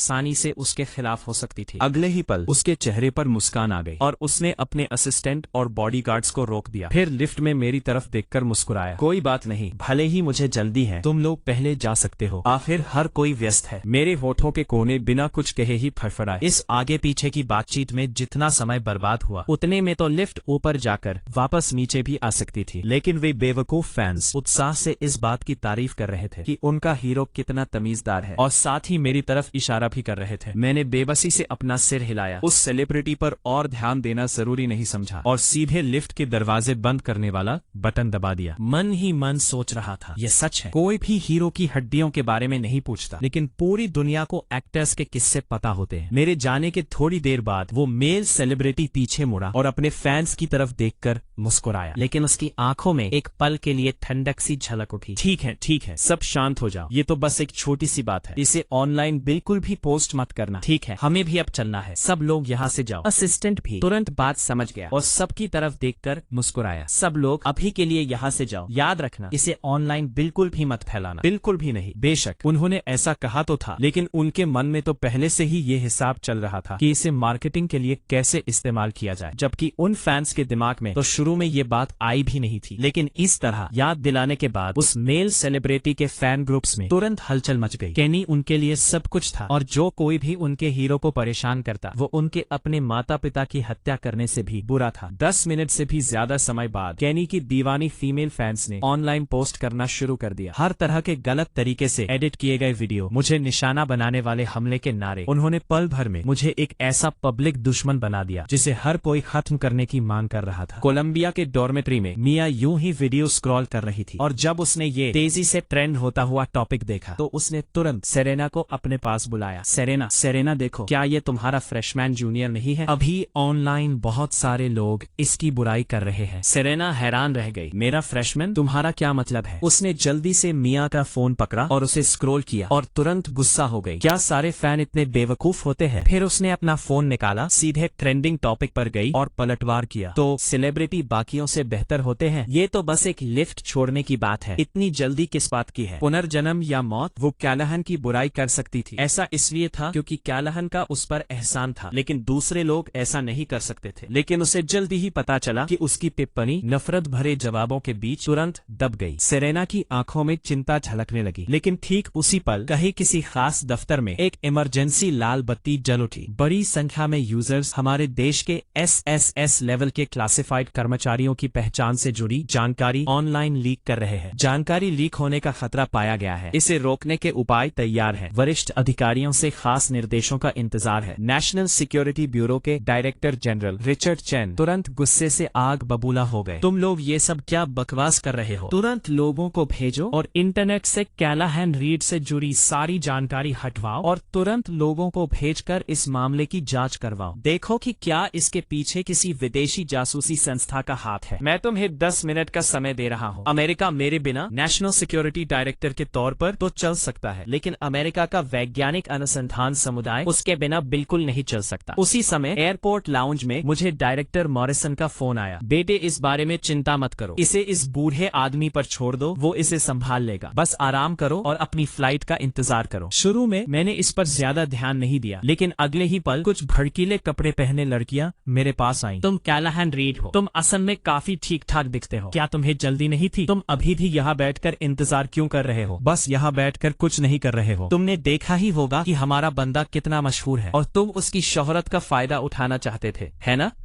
तुम मशहूर होना चाहते थे, है ना? ठीक है, तो हम तुम्हें मशहूर होने में मदद करेंगे। ये कहते ही लड़कियों में से एक ने मुझ पर पानी की पूरी बोतल उड़ेल दी। मुझे प्रतिक्रिया देने का समय ही नहीं मिला और मैं सिर से पांव तक भीग गया। लाउंज में मौजूद सिक्योरिटी गार्ड ने ये देखा और तुरंत दौड़कर मेरे पास आया। अरे तुम लड़कियां क्या कर रही हो? लड़कियों ने एक दूसरे की तरफ देखा और तुरंत भाग गई। मैंने अभी अभी टिश्यू से पानी पोंछना खत्म ही किया था कि तभी मेरे पास रखी फोन की स्क्रीन अचानक जल उठी। सेरेना, जो अपने डॉर्म में परेशान थी, उसने चुप चुपके से एक मैसेज भेजा, क्या तुम ठीक हो? मेरा खराब मूड तुरंत ठीक हो गया। जैसे ही मैं उस घमंडी सेरेना को जवाब देने वाला था, मेरे डॉर्म के सबसे बड़े लड़के ने मुझे आवाज दी। उसकी बात सुनकर मुझे तुरंत गुस्सा आ गया। पता चला कि सेरेना और उसके डॉर्म की लड़कियां सब ऑनलाइन जाकर मेरा बचाव कर रही थी। इसका नतीजा ये हुआ कि किसी ने ये बात ढूंढ निकाली कि हम हाई स्कूल में डेस्कमेट थे, और किसी ने तो उसकी तस्वीरें भी ऑनलाइन पोस्ट कर दी थी। अब केनी के फैंस उस पर हमला कर रहे थे। शुरू में मैंने उन जुनूनी फैंस को नजरअंदाज किया और उन पर ज्यादा ध्यान नहीं दिया, लेकिन अब मैं इसे और बर्दाश्त नहीं कर सकता था। गहरी सांस लेकर मैंने सेरेना के भेजे हुए मैसेज को देखा। मेरा दिल तुरंत दुख से भर गया। ऑनलाइन उसकी इस तरह से धज्जियां उड़ाई जा रही थी, फिर भी उसे मेरी ही चिंता थी। कुछ सेकंड सोचने के बाद मैंने उसे फोन किया। फोन तुरंत उठा लिया गया। सेरेना ने पहले बात की, कैल्हन, क्या तुम एयरपोर्ट पहुंच गए? क्या तुम ठीक हो? मैंने सुना है कि वे फैंस बहुत ज्यादा पागल हैं। उन्होंने तुम्हारे साथ कुछ गलत तो नहीं किया है ना? मैं ठीक हूँ, मैं बिल्कुल ठीक हूँ। अभी इस बारे में चिंता मत करो। क्या तुम मुझे इसे संभालने दोगी? बस अपने डॉर्म में रहो और कोई मजेदार फिल्म ढूंढ कर देखो। जब तक तुम फिल्म खत्म करोगी मैं ये सब ठीक कर दूंगा। लेकिन सेरेना की आवाज थोड़ी घबराई हुई थी। तुम इसे कैसे संभालोगे? ऑनलाइन इतने सारे लोग हैं, अभी तुम्हारी धज्जियां उड़ा रहे हैं, तुम अकेले इसे कैसे संभालोगे? आखिर में उसकी आवाज भर्रा गई। ये देखकर मैंने कुछ शब्दों में उसे दिलासा दिया और फिर मजाक करने का नाटक करते हुए कहा, मिस सेरेना, तुम्हें मेरी इतनी चिंता है? क्या इसका मतलब ये है कि तुमने मुझे माफ कर दिया है? बिल्कुल नहीं। सेरेना ने तुरंत घमंड से मुंह फुला लिया। कैल्हन, मैं तुम्हें बता दूं, हर बात अलग होती है। मैं ऑनलाइन तुम्हारा बचाव सिर्फ इसलिए कर रही हूँ क्योंकि वे लोग अपनी हद पार कर रहे थे। बस इतना ही, ज्यादा मत सोचो। ये ख्याल अपने मन से निकाल दो। मैं तुम्हें बिल्कुल भी माफ नहीं करूंगी। ये कहने के बाद उसने चुपचाप अपने मन में ये बात जोड़ी, कम से कम मैं उसे इतनी आसानी से माफ नहीं कर सकता। वो सच में इतनी कमजोर थी। साफ था कि 3 साल से उनका कोई संपर्क नहीं था, लेकिन जिस पल वो सामने आया उसका दिल तुरंत हार मान गया। बिना किसी शर्त के समर्पण कर दिया। उसके दिल की सारी उदासी पल भर में धुएं की तरह गायब हो गई। जब मैंने सेरेना को दोबारा देखा तो पहली ही नजर में जान गया कि वो अब भी वही लड़की है, बस थोड़ी ज्यादा घमंडी हो गई है। एक ही बात थी जिस पर खुश हुआ जा सकता था कि हम अब भी एक दूसरे को याद करते थे। मैंने ऊपर देखा, अभी बहुत समय बाकी है। घर के काम खत्म करने के बाद मैं तुमसे ठीक से माफी मांगूंगा। सेरेना ने मुंह फुलाया। मुझे तुमसे बात करने का कोई मूड नहीं है, मैं फोन काट रही हूँ। लड़कियों के हॉस्टल में सेरेना के चेहरे पर तनाव आ गया और उसने सीधे फोन काट दिया। फिर उसने जल्दी से कई गहरी सांसें ली और अपने थोड़े लाल हो गए गालों पर हवा करने के लिए हाथ उठाया। सिर हिलाने के बाद उसने फिर से अपना फोन उठाया, आया और न्याय की योद्धा बनकर कमेंट करना जारी रखा। सेरेना से बात खत्म करने के बाद मैंने अपने सूटकेस से एक एनक्रिप्टेड फोन निकाला और एक नंबर डायल किया। ये कैलाहन रीड है। Security code. मैं नेशनल सिक्योरिटी ब्यूरो के डायरेक्टर जनरल रिचर्ड चैन से बात करना चाहता हूँ। रिचर्ड चैन ने जवाब दिया, कैलाहन, मुझे सच में अफसोस है। निश्चिंत रहो, तुम्हारी पहचान बिल्कुल भी जाहिर नहीं होगी। इसमें जो भी लोग शामिल हैं, हमारा नेशनल सिक्योरिटी ब्यूरो उनकी पूरी जांच करेगा। तो मैं आपको परेशान करूंगा डायरेक्टर चैन, लेकिन मुझे आपको एक और बात के लिए परेशान करना है। कोलंबिया वाली वो लड़की जिसने ट्विटर पर मेरा समर्थन किया था, मैं नहीं चाहता कि इस मामले से उसे अब और कोई परेशानी हो। कोई परेशानी नहीं, ये ऐसे मामले हैं जिन्हें हमारे नेशनल सिक्योरिटी ब्यूरो को ही संभालना चाहिए। इतना कहकर उसने फोन काट दिया और ट्विटर पर अब भी तेजी से ट्रेंड हो रहे टॉपिक को देखने लगा। क्या हमने कमेंट्स हटाना शुरू नहीं किया था? फिर भी इतना हंगामा क्यों मचा हुआ है? स्टाफ का सदस्य कुछ हद तक बेबस था। बहुत ज्यादा फैन है, हम इतनी तेजी से डिलीट नहीं कर पा रहे हैं। हम एक बैच डिलीट करते हैं और तुरंत दूसरा आ जाता है। रिचर्ड चैन ने ठंडी सांस ली। बाकी सभी एजेंसियों को सूचित करो, 2 मिनट के अंदर कैलाहन रीड के बारे में ऑनलाइन मौजूद सारी जानकारी पूरी तरह से गायब हो जानी चाहिए। उसके एक ही आदेश पर पूरे देश के पुलिस स्टेशनों, मिलिट्री बेस, सभी को जांच में सहयोग के लिए तत्काल रेड नोटिस मिले। नोटिस में केवल 2 निर्देश थे। पहला, पुलिस स्टेशनों में कोई भी अनाधिकृत चर्चा नहीं होगी। दूसरा, गिरफ्तारियां की जाए। हालांकि नोटिस में दिया गया विवरण बहुत ही सरल था, फिर भी हर कोई जानता था शब्द जितने कम होते हैं मामला उतना ही बड़ा होता है। उसी समय एक आलीशान VIP लाउंज में कैनी एक शानदार मसाज कुर्सी पर आराम से बैठा था। वह ट्रेंडिंग टॉपिक पर चल रही तीखी बहस को देख रहा था। उसकी आंखों में तिरस्कार और संतुष्टि साफ झलक रही थी। उसने कहा, देहाती गमवार, तुम बस एक आम इंसान हो जो मुझसे भिड़ने की कोशिश कर रहा है। मैं अपनी उंगली के एक इशारे से तुम्हें तबाह कर सकता हूँ। उसके बगल में बैठा उसका असिस्टेंट हंस पड़ा। फैंस ने तो कमाल ही कर दिया। अभी आधा घंटा भी नहीं बीता है और ये टॉपिक ट्रेंडिंग में नंबर 1 पर पहुंचने वाला है। तुम्हारी लोकप्रियता काफी बढ़ गई है। ठीक जिस समय केनी की मैनेजमेंट कंपनी में लोग जश्न मना बना रहे थे। तभी एक सेक्रेटरी घबराई हुई हालत में अंदर भागी चली आई। डायरेक्टर सन, ये तो बहुत बुरा हुआ। IRS के लोग यहाँ आए हैं। वे हमारी कंपनी के सभी वित्तीय और टैक्स से जुड़े दस्तावेज ले जाना चाहते हैं। और भी कई एजेंसियां, यहाँ तक कि पुलिस स्टेशन के लोग भी कंपनी की तरफ ही आ रहे हैं। डायरेक्टर सन के चेहरे पर तुरंत घबराहट के भाव उभर आए। इस बीच एयरपोर्ट पर केनी और उसके असिस्टेंट को लगातार हर तरह के कॉन्ट्रैक्ट रद्द होने के नोटिस मिल रहे थे। इससे पहले कि वे समझ पाते कि आखिर हो क्या रहा है, सादे कपड़ों में 4 लोग उनके पास आए। हम राष्ट्रीय सुरक्षा ब्यूरो के प्रवर्तन अधिकारी हैं। हमारी जांच के अनुसार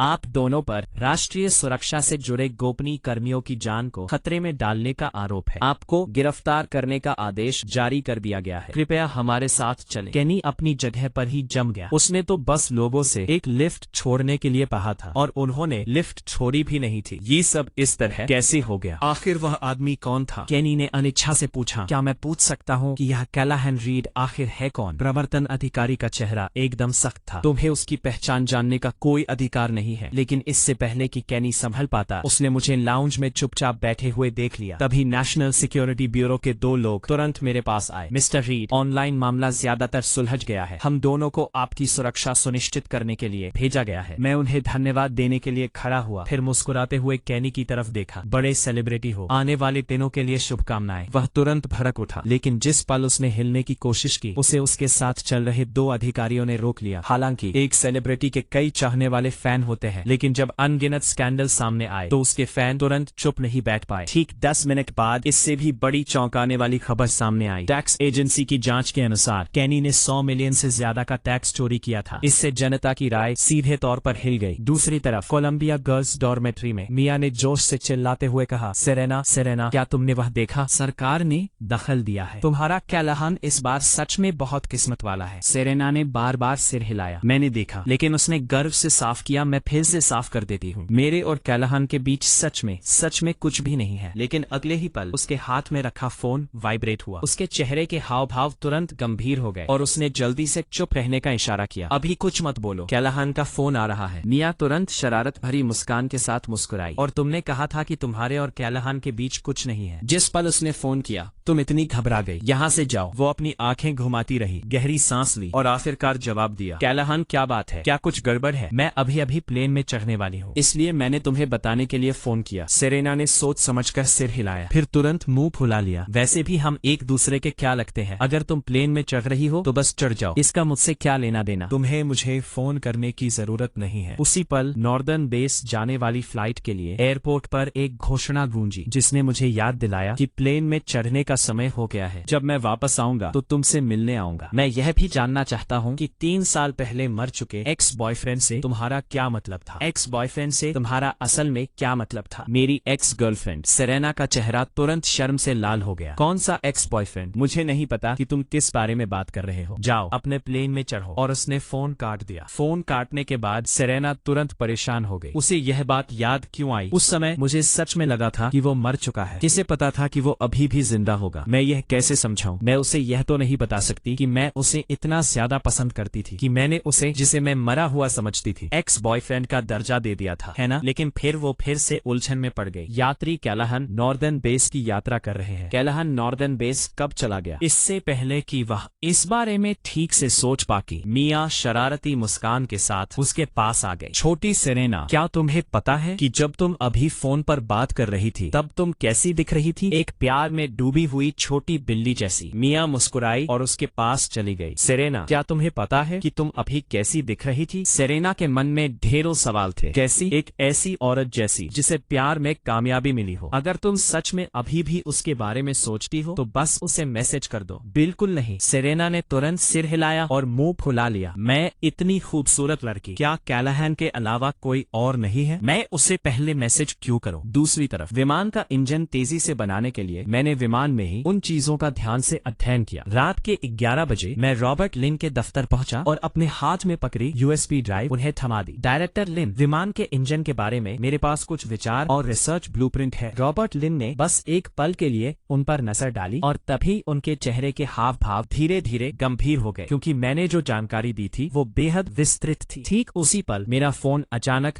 वाइब्रेट हुआ। माफ करना डायरेक्टर लिन। रॉबर्ट लिन मुस्कुराए। कोई बात नहीं। इतनी रात गए, शायद कोलंबिया में तुम्हारी छोटी गर्लफ्रेंड तुम्हें मैसेज कर रही है। प्यार में पड़े जवान लोग, मैं भी उस दौर से गुजर चुका हूँ। जाओ चेक कर लो, मेरी फिक्र मत करो। मैंने अपना फोन देखा और सच में वो सेरेना का मैसेज था। क्या तुम घर पहुँच गए? मैंने अपने हाथ में टाइप किया। हाँ, घर पहुँच गया हूँ, अभी किसी से बात कर रहा हूँ। क्या बात है? जब सेरेना ने यह मैसेज देखा तो वो तुरंत चिढ़ गई। उसने बड़ी मुश्किल से अपना बचा खुचा गुरूर एक तरफ रखकर पहल की थी और कैलाहैन से पूछा था कि वो क्या कर रहा है, और इस आदमी ने कहा कि वो किसी और से बात कर रहा है। उसके पास दूसरे लोगों से बात करने का समय था, लेकिन उसे ये बताने का समय नहीं था कि वो घर पहुंच गया है। 3 साल तक गायब रहा और अब हम अच्छे दोस्त भी नहीं रहे। हम कभी डेस्कमेट हुआ करते थे। अगर वो नहा भी रहा होता तो भी मुझे मैसेज करके बता देता था। मर्द सच में बड़े बेवफा होते हैं। क्या मैं बस वहम में जी रही थी? सेरेना ने धीरे से सांस छोड़ी, कुछ मैसेज टाइप किए और भेज दिए। मैं शायद गलत समय पर आ गई। अब मैं तुम्हें परेशान नहीं करूंगी। जाओ, आज उनसे ही बात करो। मैं कल आऊंगी। शुभ रात्रि, मैं सोने जा रही हूँ। सेरेना को अचानक इस तरह एक के बाद एक मैसेज भेजते देखकर मैं थोड़ा उलझन में पड़ गया। ये सब क्या चल रहा है? और जब रॉबर्ट लिन ने देखा कि मेरे चेहरे के हाव भाव ठीक नहीं है, तो उन्होंने पूछा, क्या अपनी गर्लफ्रेंड से झगड़ा हो गया? जब मैं अपनी पत्नी को पटाने की कोशिश कर रहा था, तब मैं उसे खुश करने से कभी नहीं थकता था। अगर ये रिश्तों से जुड़ी कोई समस्या है तो बेझिझक इस बूढ़े आदमी से सलाह ले सकते हो। और बस इसी तरह एक सिखाने को तैयार था और दूसरा सीखने को। मैंने सेरेना को कुछ इस तरह का मैसेज भेजा, ठीक है तो पहले थोड़ा आराम कर लो। गर्मियों में डॉर्म का एसी चलता रहता है, कंबल ओढ़ना मत भूलना वरना तुम्हें जुकाम हो जाएगा। शुभ रात्रि। मन कर रहा है कि इस प्यारी सी गुड़िया को प्यार से इतना जोर से भींच लूं कि उसकी जान ही निकल जाए। जब सेरेना ने दूसरी तरफ ये मैसेज देखा तो उसके चेहरे के हाव भाव तुरंत सख्त हो गए। दांत पीसते हुए उसने गुस्से में तेजी से टाइप किया, कैलाहैन रीड, 3 साल से तुम्हारी पिटाई नहीं हुई है और अब तुम ज्यादा ही शेखी बखारने लगे हो। मन कर रहा है कि इस प्यारी सी गुड़िया को प्यार से इतना जोर से भींच लूं कि उसकी जान ही निकल जाए। क्या मैं तुम्हें इतना जोर से भींचूंगी कि तुम्हारी जान ही निकल जाएगी? कुत्ते कहीं के। मैं थोड़ा हैरान रह गया। क्या उस प्यारी सी बच्ची को इतना जोर से भींचना चाहते हो कि उसकी जान ही निकल जाए? कुछ सेकंड हिचकिचाने के बाद मैंने तुरंत जवाब में मैसेज किया, क्या ऑनलाइन हर कोई यही नहीं कहता? सेरेना सचमुच गुस्से से आग बबूला थी। इसका मतलब होना चाहिए था, शुभ रात्रि जैन। कैल्हन, क्या तुम कोई गुफा में रहने वाले इंसान हो या कुछ और? डॉर्म में मौजूद मिया ने तुरंत हैरानी से सेरेना की ओर देखा। क्या तुम्हारे कैल्हन ने तुम्हें नाराज कर दिया? सेरेना ने अपना फोन कसकर पकड़ लिया। मैंने तय कर लिया है, मैं कम से कम 3 दिनों तक उससे बात नहीं करूंगी। मिया बड़बड़ाई, मुझे लगता है कि ये ज्यादा से ज्यादा 1 दिन चलेगा। रॉबर्ट लिन ने मुझे वहाँ हैरान परेशान खड़ा देखा। तो सब कैसा रहा? क्या वो खुशी खुशी सो गई? मैं मानो काली रेखाओं से घिर गया था। ओह हाँ, वो सो गई। अगली सुबह एक ओरिएंटेशन असिस्टेंट के तौर पर सेरेना खेल के मैदान में बैठी थी और बीच बीच में अपना फोन देख रही थी। उसके बगल में बैठी मिया ने तुरंत पूछा, सेरेना, क्या तुमने अपने फोन में कोई लड़का छिपा रखा है? तुम हर कुछ मिनट में इसे देखती रहती हो, क्या चल रहा है? सेरेना ने तुरंत मुंह हुला लिया। उसकी आवाज में नाराजगी भरी थी। ये सब कैल्हन की वजह से है। आज सुबह मैंने उसे सिर्फ एक गुड मॉर्निंग मैसेज भेजा था और अब लगभग दोपहर हो चुकी है और उसने अभी तक जवाब नहीं दिया है। हालांकि उसने कहा था कि वह 3 दिनों तक उससे बात नहीं करेगी, लेकिन उसने कैल्हन को ये बात नहीं बताई थी। उसने तो सोशल मीडिया पर भी खास तौर पर चिलचिलाती गर्मी में मिलिट्री ट्रेनिंग की एक फोटो पोस्ट किया था, बस इस इंतजार में कि कैल्हन उसे मैसेज करके पूछे कि स्कूल में मिलिट्री ट्रेनिंग कैसी चल रही है। शायद अगर उसका दिल पिघल जाता तो वह उससे बात कर लेता। किसे पता था कि वह उसे मौका देगी और वह फिर भी बेकार ही साबित होगा। मिया ने तुरंत कहा, क्या तुमने कल ये नहीं कहा था कि तुम 3 दिनों तक उससे बात नहीं करोगी? सेरेना ने शिकायत भरे अंदाज में मुंह फुला लिया। क्या वो मुझे पहले मैसेज नहीं कर सकता? ये देखकर मिया खुद को रोक नहीं पाई और उसने सेरेना के गालों को हल्के से नोच लिया। सेरेना के सुंदर थोड़े गोल मटोल गाल, मैं तुमसे मिन्नत करती हूँ प्यारी सेरेना, क्या तुम्हें इतना प्यारा होना जरूरी है? एक पल सोचने के बाद उसने आगे कहा, अगर वो तुम्हें मैसेज नहीं करता तो बस उससे बात करना छोड़ दो। दुनिया में बहुत सारे लड़के हैं, अगर सच में बात नहीं बन रही है तो बस आगे बढ़ जाओ। वो तुम्हारे लिए अकेला लड़का नहीं है। सेरेना ने मुंह फुलाया। देखते हैं। उसने अपना फोन फिर से देखने के लिए हाथ उठाया। अभी भी कोई मैसेज नहीं आया था। उस दोपहर रिसर्च बेस पर अलग अलग क्षेत्रों के दर्जनों बड़े एक्सपर्ट और प्रोफेसर एक साथ जमा हुए थे। वहाँ मौजूद सभी लोगों में से प्रोफेसर लुकास को छोड़कर ज्यादातर लोगों को ट्रांसफर के ऑर्डर मिल चुके थे और उन्हें तुरंत उत्तरी बेस पर भेज दिया गया था। उन्हें कोई अंदाजा नहीं था कि क्या हुआ है। जब सब लोग अंदाजे लगा रहे थे तभी रॉबर्ट लिन आखिरकार मुझे और प्रोफेसर लुकास लुकास को धीरे धीरे कॉन्फ्रेंस रूम में ले गए। मुझे वहां देखकर कॉन्फ्रेंस रूम में मौजूद कुछ लोग हैरान रह गए। यहाँ मौजूद लोगों को मेरी उपलब्धियों के बारे में पता नहीं था, लेकिन बेस पर काम करने वाले रिसर्च स्टाफ की उम्र कम से कम 30 साल के आसपास थी, और जो ज्यादा उम्र के थे वे तो 70 या 80 साल के थे। रॉबर्ट लिन ने सब पर एक नजर डाली। सब लोग कृपया शांत हो जाएं। उनकी आवाज में एक खास गंभीरता थी। उनकी बात सुनते ही वहां मौजूद सब लोग तुरंत शांत हो गए। यहाँ तक कि नेशनल साइंस इंस्टीट्यूट के बुजुर्ग एकेडमिशियन भी चुप हो गए और शांति से रॉबर्ट लिन की ओर देखने लगे। गला साफ करने के बाद रॉबर्ट लिन ने आगे कहा, यहाँ आप सबको बुलाने की एक खास वजह है, लेकिन उससे पहले मैं चाहता हूँ कि आप सब एक गोपनीयता समझौता कॉन्फिडेंशियलिटी अग्रीमेंट पर दस्तखत करें। समझौते पर दस्तखत करने के बाद हम बाकी बातों पर चर्चा करेंगे। फिर हर किसी को एक गोपनीयता समझौता दिया गया। सबने अपने डॉक्यूमेंट के लिफाफे खोले और पहला ही पन्ना जिस पर अति गोपनीय टॉप सीक्रेट लिखा था तुरंत उनकी आंखों के सामने आ गया। 5 सितारा अति गोपनीय, एक अति गोपनीयता समझौता। ये किस तरह का प्रोजेक्ट है? एक 5 सितारा गोपनीयता समझौता। ऐसा पहले ज्यादा बार देखने को नहीं मिला है। इतने अहम रिसर्च प्रोजेक्ट में हिस्सा लेना एक ऐसा सपना था जिसे अनगिनत रिसर्चर अपनी पूरी जिंदगी में कभी पूरा नहीं कर पाते। जब सभी ने समझौतों पर हस्ताक्षर कर लिए तो रॉबर्ट लिन ने अपना गला साफ किया और कहा, अब जब गोपनीयता समझौतों पर हस्ताक्षर हो चुके हैं तो चलिए मैं आप सबका परिचय करवाता हूँ। जिस प्रोजेक्ट की घोषणा मैं अभी करने वाला हूँ वो हमारे राष्ट्र का वार्प ड्राइव डिवाइस डिजाइन और विकास प्रोजेक्ट है। मेरे बगल में खड़े कैलाहन रीड इस प्रोजेक्ट के मुख्य निदेशक हैं। किसी ने बीच में ही कहा, निदेशक लिन, आप मजाक तो नहीं कर रहे हैं ना? क्या सचमुच कोई इतना कम उम्र का व्यक्ति इस प्रोजेक्ट का इंचार्ज हो सकता है? बाकी लोग भी एक के बाद एक सवाल पूछने लगे। रॉबर्ट लिन ने और कुछ नहीं कहा, बस मेरी तरफ देखा। मैं तुरंत समझ गया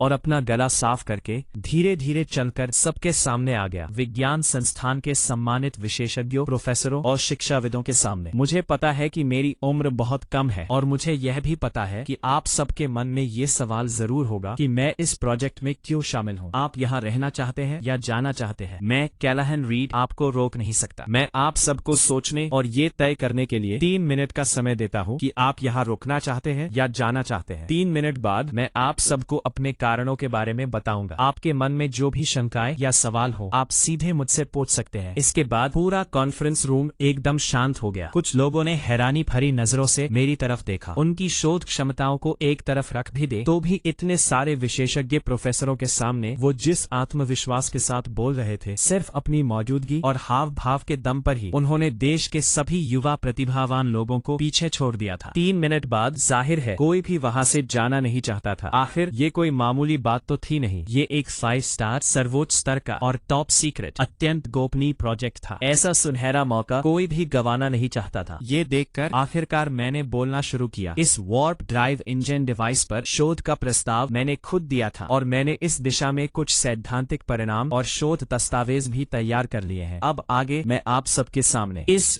शोध की पूरी दिशा प्रस्तुत करूंगा। साथ ही उन शोध विषयों के बारे में भी बताऊंगा जिन पर आप सबको मिलकर काम करना होगा। आप बेझिझक अपने सवाल पूछ सकते हैं। ये सुनकर वहाँ मौजूद अनगिनत लोग हैरान हुए बिना नहीं रह सके। क्या सचमुच ये एक वार्प ड्राइव डिवाइस है? क्या हम जैसे बुजुर्ग लोग अब पुराने पड़ गए हैं? क्या आज के युवा सचमुच इतने काबिल हो गए हैं? इस सच्चाई को पूरी तरह स्वीकार करने के बाद सभी ने मिलकर एक छोटी सी बैठक आयोजित की। यह बैठक लगभग 6 घंटे तक चली और सुबह के 2 बजे के बाद ही जाकर खत्म हुई। जब आखिरकार मैंने इस बैठक का समापन किया, इसका मुख्य जोर वार्प ड्राइव डिवाइस के कुछ लागू करने वाले सिद्धांतों को समझाने पर था। इसी बीच मैंने विशेषज्ञों और विद्वानों द्वारा उठाए गए कई सवालों के जवाब भी दिए। जब मीटिंग खत्म हुई तो जोरदार तालियों की गड़गड़ाहट गूंज उठी। साथ ही हर शोधकर्ता के जोशीले नारे पूरे कॉन्फ्रेंस रूम में गूंजने लगे। ये लोग सचमुच अब बूढ़े हो चुके थे, लेकिन खुशकिस्मती से अमेरिकी शोध को अपने उत्तराधिकारी मिल गए थे। अगली पीढ़ी सचमुच पिछली पीढ़ी से आगे निकल गई थी। विशेषज्ञों को अलविदा कहने के बाद मैं दरवाजे पर बनी सिक्योरिटी बॉक्स की तरफ गया ताकि अपना फोन ले सकूं। जैसे ही मैंने उसे ऑन किया मैं गेस्ट हाउस में अपने कमरे की तरफ चल पड़ा। फोन ऑन होने के बाद मैंने सिरेना का भेजा हुआ मैसेज देखा। रात के करीब 11 बजे भेजा गया था। बस एक छोटा सा गुड नाइट टेक्स्ट। कुछ सेकंड सोचने के बाद मैं मुस्कुराया और जवाब दिया, गुड नाइट, मीठे सपने। अगले ही सेकंड सिरेना ने आह भरी और तुरंत जवाब दिया, अरे वाह, हमारे बहुत बिजी वीआईपी ने आखिरकार जवाब जवाब देने की कृपा की। मैं थोड़ा हैरान रह गया और टाइप करके पूछा, तुम अभी तक जाग रही हो? सेरेना तुरंत गुस्से से दांत पीसने लगी। सोना, कैसी नींद? आज पूरे दिन बस एक गुड मॉर्निंग मैसेज के अलावा कैलाहान ने सचमुच उसे एक भी टेक्स्ट नहीं भेजा था। इससे उसका दिल बेचैन हो गया था, जैसे अंदर चींटियां रेंग रही हों। उसने ही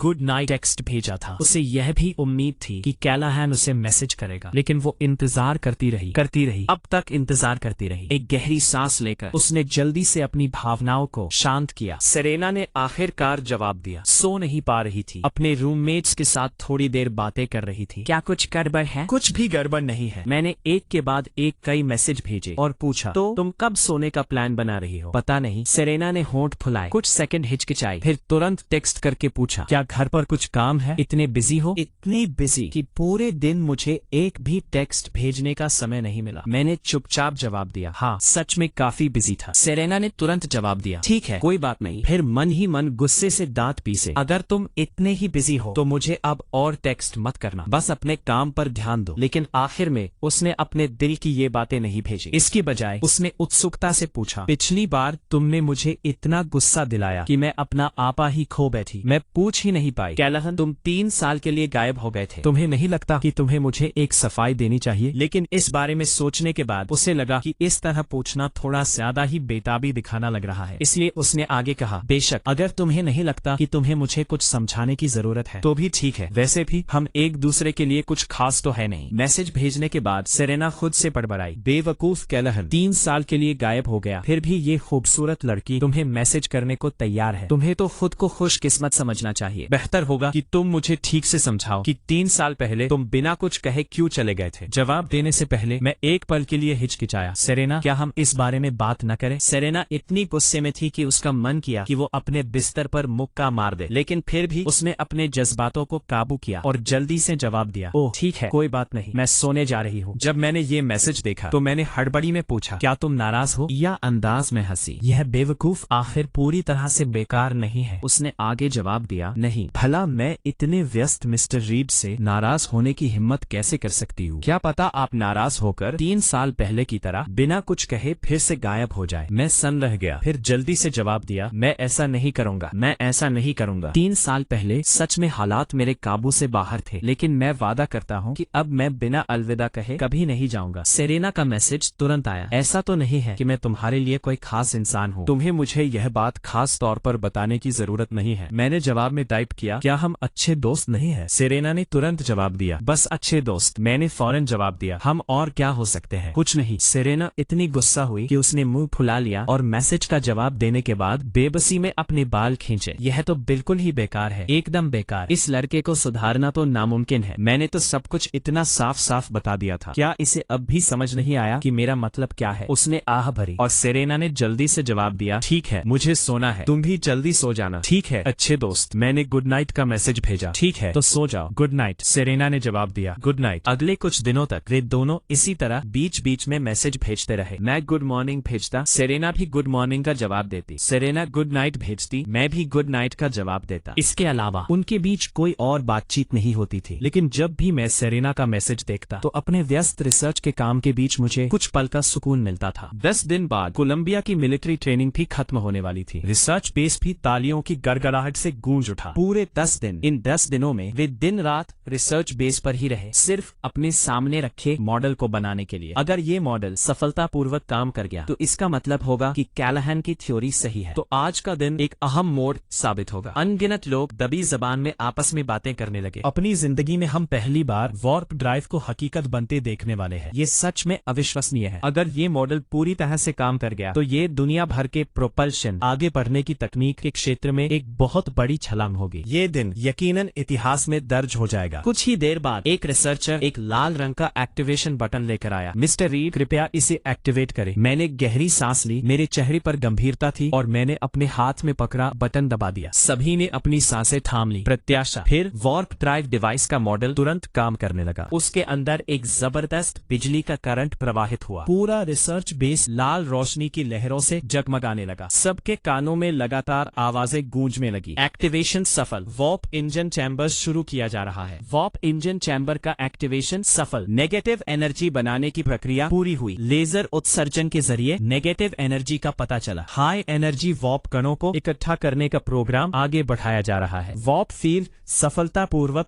स्थापित हो गया है। फिलहाल वॉर्प लेवल 1 पॉइंट का पता चल रहा है। टेस्ट ऑब्जेक्ट को छोड़ने की तैयारी की जा रही है। जैसे ही अंतिम काउंटडाउन खत्म हुआ, 50 पाउंड की एक धातु की गेंद को सीधे ऊपर से वॉर्प फील्ड में गिरा दिया गया। लोहे की वह गेंद जिसे वॉर्प फील्ड में घुसते ही सीधे जमीन पर गिर जाना चाहिए था, उसके बजाय सीधे आगे की ओर उड़ गई। आखिरकार वह 100 मीटर दूर मौजूद एक विशाल लोहे के दरवाजे से जोर से जा टकराई। ये देखकर सबके बेचैन दिल आखिरकार शांत हो गए। मैं जश्न की चीखें गूंज उठी। हमने कर दिखाया। वॉर्प ड्राइव मुमकिन है। अनगिनत लोगों ने एक दूसरे को गले लगाया, खुशी के आंसू बहाते हुए। अगले 5 सालों में, ज्यादा से ज्यादा 10 सालों में, अमेरिका निश्चित रूप से एक असली वॉर्प ड्राइव डिवाइस को दुनिया के सामने ला पाएगा। रॉबर्ट लिन की आंखें चमक उठी। उन्होंने अपनी पूरी जिंदगी इंजनों को समर्पित कर दी थी। अमेरिका की फाइटर इंजन टेक्नोलॉजी को कुछ भी न होने से कुछ बनने तक देखते हुए उन्होंने इस सफर में लगभग सभी मुश्किलों का सामना किया था, किसी भी और इंसान से ज्यादा। उन्हें उम्मीद थी कि एरोस्पेस के क्षेत्र में अमेरिका दुनिया के शिखर पर खड़ा हो पाएगा, और आज उन्होंने इसे अपनी आंखों से देख लिया था। जब उत्साह थोड़ा कम हुआ तो मैंने धीरे से सभी के सामने सिर झुकाया। कैलाहन रीड, आप सभी की समझदारी के लिए धन्यवाद देना चाहेंगे। आगे के सफर के लिए मैं आप सभी पर ही, लेकिन क्योंकि वॉर्प ड्राइव मॉडल डिवाइस को अभी जोड़ा जाना बाकी था, इसलिए मैंने खुद को जबरदस्ती काम करते रहने के लिए मजबूर किया था। अब जब मॉडल का परीक्षण पूरा हो चुका था तो मैंने जो सांस रोक रखी थी वो आखिरकार बाहर निकली। मैं कड़वी मुस्कान के साथ मुस्कुराया। मेरी यह सहन शक्ति सच में अब और साथ नहीं दे रही है। सिर्फ 10 दिनों की नींद की कमी और मेरी हालत अभी से ही ऐसी हो गई है। मैं अपनी मौजूदा हालत को मोटे तौर पर समझ गया था। ये बस थकान थी। मुझे बस ये नहीं पता था कि मैं कितने दिनों तक बेहोश रहूंगा। उम्मीद है ज्यादा दिनों तक नहीं, वरना सेरेना परेशान हो जाएगी। फिर मैंने अपनी बची कुची ताकत का इस्तेमाल करके रॉबर्ट लिन की तरफ देखा। इस बार फिर से आप सभी को परेशान करना पड़ेगा। अगले ही पल मैंने धीरे से अपनी आंखें बंद कर ली। मेरा शरीर मेरे काबू से बाहर होकर आगे की तरफ गिरने लगा। मैंने धुंधली सी आवाज में रॉबर्ट लिन को दरवाजे की तरफ चिल्लाते हुए सुना, जल्दी करो, अभी मदद बुलाओ। इसे तुरंत उत्तरी बेस के मिलिट्री अस्पताल ले जाओ, जो कोलंबिया यूनिवर्सिटी के ठीक ऊपर है। अमेरिका के 4 सबसे आधुनिक फाइटर जेट आसमान में जोरदार गर्जना करते हुए गुजर गए, और उन 4 लड़ाकू विमानों के बीच एक हथियारबंद ट्रांसपोर्ट विमान स्थिर गति से उड़ रहा था। ब्रेक पर मौजूद सभी छात्रों ने नीले आसमान की ओर देखा। उनके चेहरों पर हैरानी के भाव थे। हे भगवान, एस्कॉर्ट के तौर पर 4 लड़ाकू विमान बीच में उड़ रहे उस ट्रांसपोर्ट विमान में आखिर कौन है, या फिर वे कोई जरूरी सामान ले जा रहे हैं? यहाँ तक कि लड़ाकू विमानों को भी तैनात करना पड़ा। आखिर इतनी बड़ी बात क्या हो गई? काफी छात्रों ने तो अपने फोन निकालकर तस्वीरें भी खींचनी शुरू कर दी। जो मिलिट्री ट्रेनिंग इंस्ट्रक्टर आराम कर रहे थे वे तुरंत खड़े हो गए। सब लोग अपने फोन नीचे रखो, कोई तस्वीर नहीं खींचेगा। तुमने जितनी भी तस्वीरें खींची हैं उन सबको अभी डिलीट करो। लगातार हो रही इस चिल्लाहट के बीच लाउड स्पीकर से हेड इंस्ट्रक्टर की आवाज भी गूंजी, सब लोग ध्यान दें, ब्रेक का समय खत्म हो चुका है। अपने हाथों में पकड़े फोन नीचे रख दे। और डीसी के दूसरे इलाकों में भी काफी लोगों ने इस दृश्य को अपने फोन में कैद कर लिया था। लेकिन अजीब बात यह थी कि या तो उनके फोन से वीडियो भेजे ही नहीं जा रहे थे, या फिर भेजने के 1 मिनट के अंदर ही वे अपने आप डिलीट हो जा रहे थे। सेरेना ने ऊपर आसमान की ओर देखा। लड़ाकू विमानों की जोरदार गड़गड़ाहट के साथ उन्हें आसमान पार करते हुए देखकर ना जाने क्यों उसे अचानक ही कुछ बेचैनी सी महसूस होने लगी। उसके बगल में खड़ी मिया ने तुरंत भांप लिया कि कुछ तो गड़बड़ है। सेरेना, क्या हुआ? तुम ठीक नहीं लग रही हो। कुछ नहीं, बस अचानक से थोड़ी अजीब सी बेचैनी महसूस हो रही है। सेरेना ने बेमन से अपना सिर हिलाया और फिर मिया को तसल्ली देने के लिए जबरदस्ती अपने चेहरे पर एक मुस्कान लाने की कोशिश की। मैं बिल्कुल ठीक हूँ, थोड़ा आराम करने के बाद मुझे बेहतर महसूस होगा। लेकिन उसकी नजरें उन लड़ाकू विमानों पर ही टिकी रही जो तेजी से दूर आसमान में ओझल होते जा रहे थे। 3 दिन बाद जब कैलाहन को डीसी जनरल हॉस्पिटल से डीसी मिलिट्री हॉस्पिटल के वीआईपी वार्ड में शिफ्ट किया गया तो ऊपर से सीधे आदेश आए। इन आदेशों के तहत हॉस्पिटल के सभी शीर्ष विशेषज्ञों को तुरंत वहां तलब कर लिया गया। उन सभी विशेषज्ञों ने मिलकर कैलाहन की शारीरिक स्थिति की जांच की और आपस में विचार विमर्श किया। इस बात ने उन सभी को परेशान कर रखा था। कोलंबिया स्पोर्ट्स फील्ड पर जब ये आधिकारिक तौर पर पक्का हो गया कि कैलाहन बस ज्यादा काम की वजह से थक गया था और उसे आराम की जरूरत थी, तभी जाकर सबने राहत की सांस ली। मिया ने अपने पास बैठी सेरेना से पूछा, सेरेना, क्या तुम्हें थोड़ा बोबा चाहिए? नहीं धन्यवाद। सेरेना का मूड थोड़ा उखड़ा उखड़ा सा था। उसने कहा, मुझे चिढ़ हो रही है, कुछ भी खाने का मन नहीं है। क्या बात है? मिया ने उत्सुकता से पूछा। तुम पिछले 3 दिनों से कहीं खोई खोई सी हो, क्या चल रहा है? असलियत में वापस आते हुए मिया ने मुस्कुराते हुए पूछना शुरू किया, ये नाथन के गाने की वजह से तो नहीं है? है ना? मैंने सुना है वो आज रात की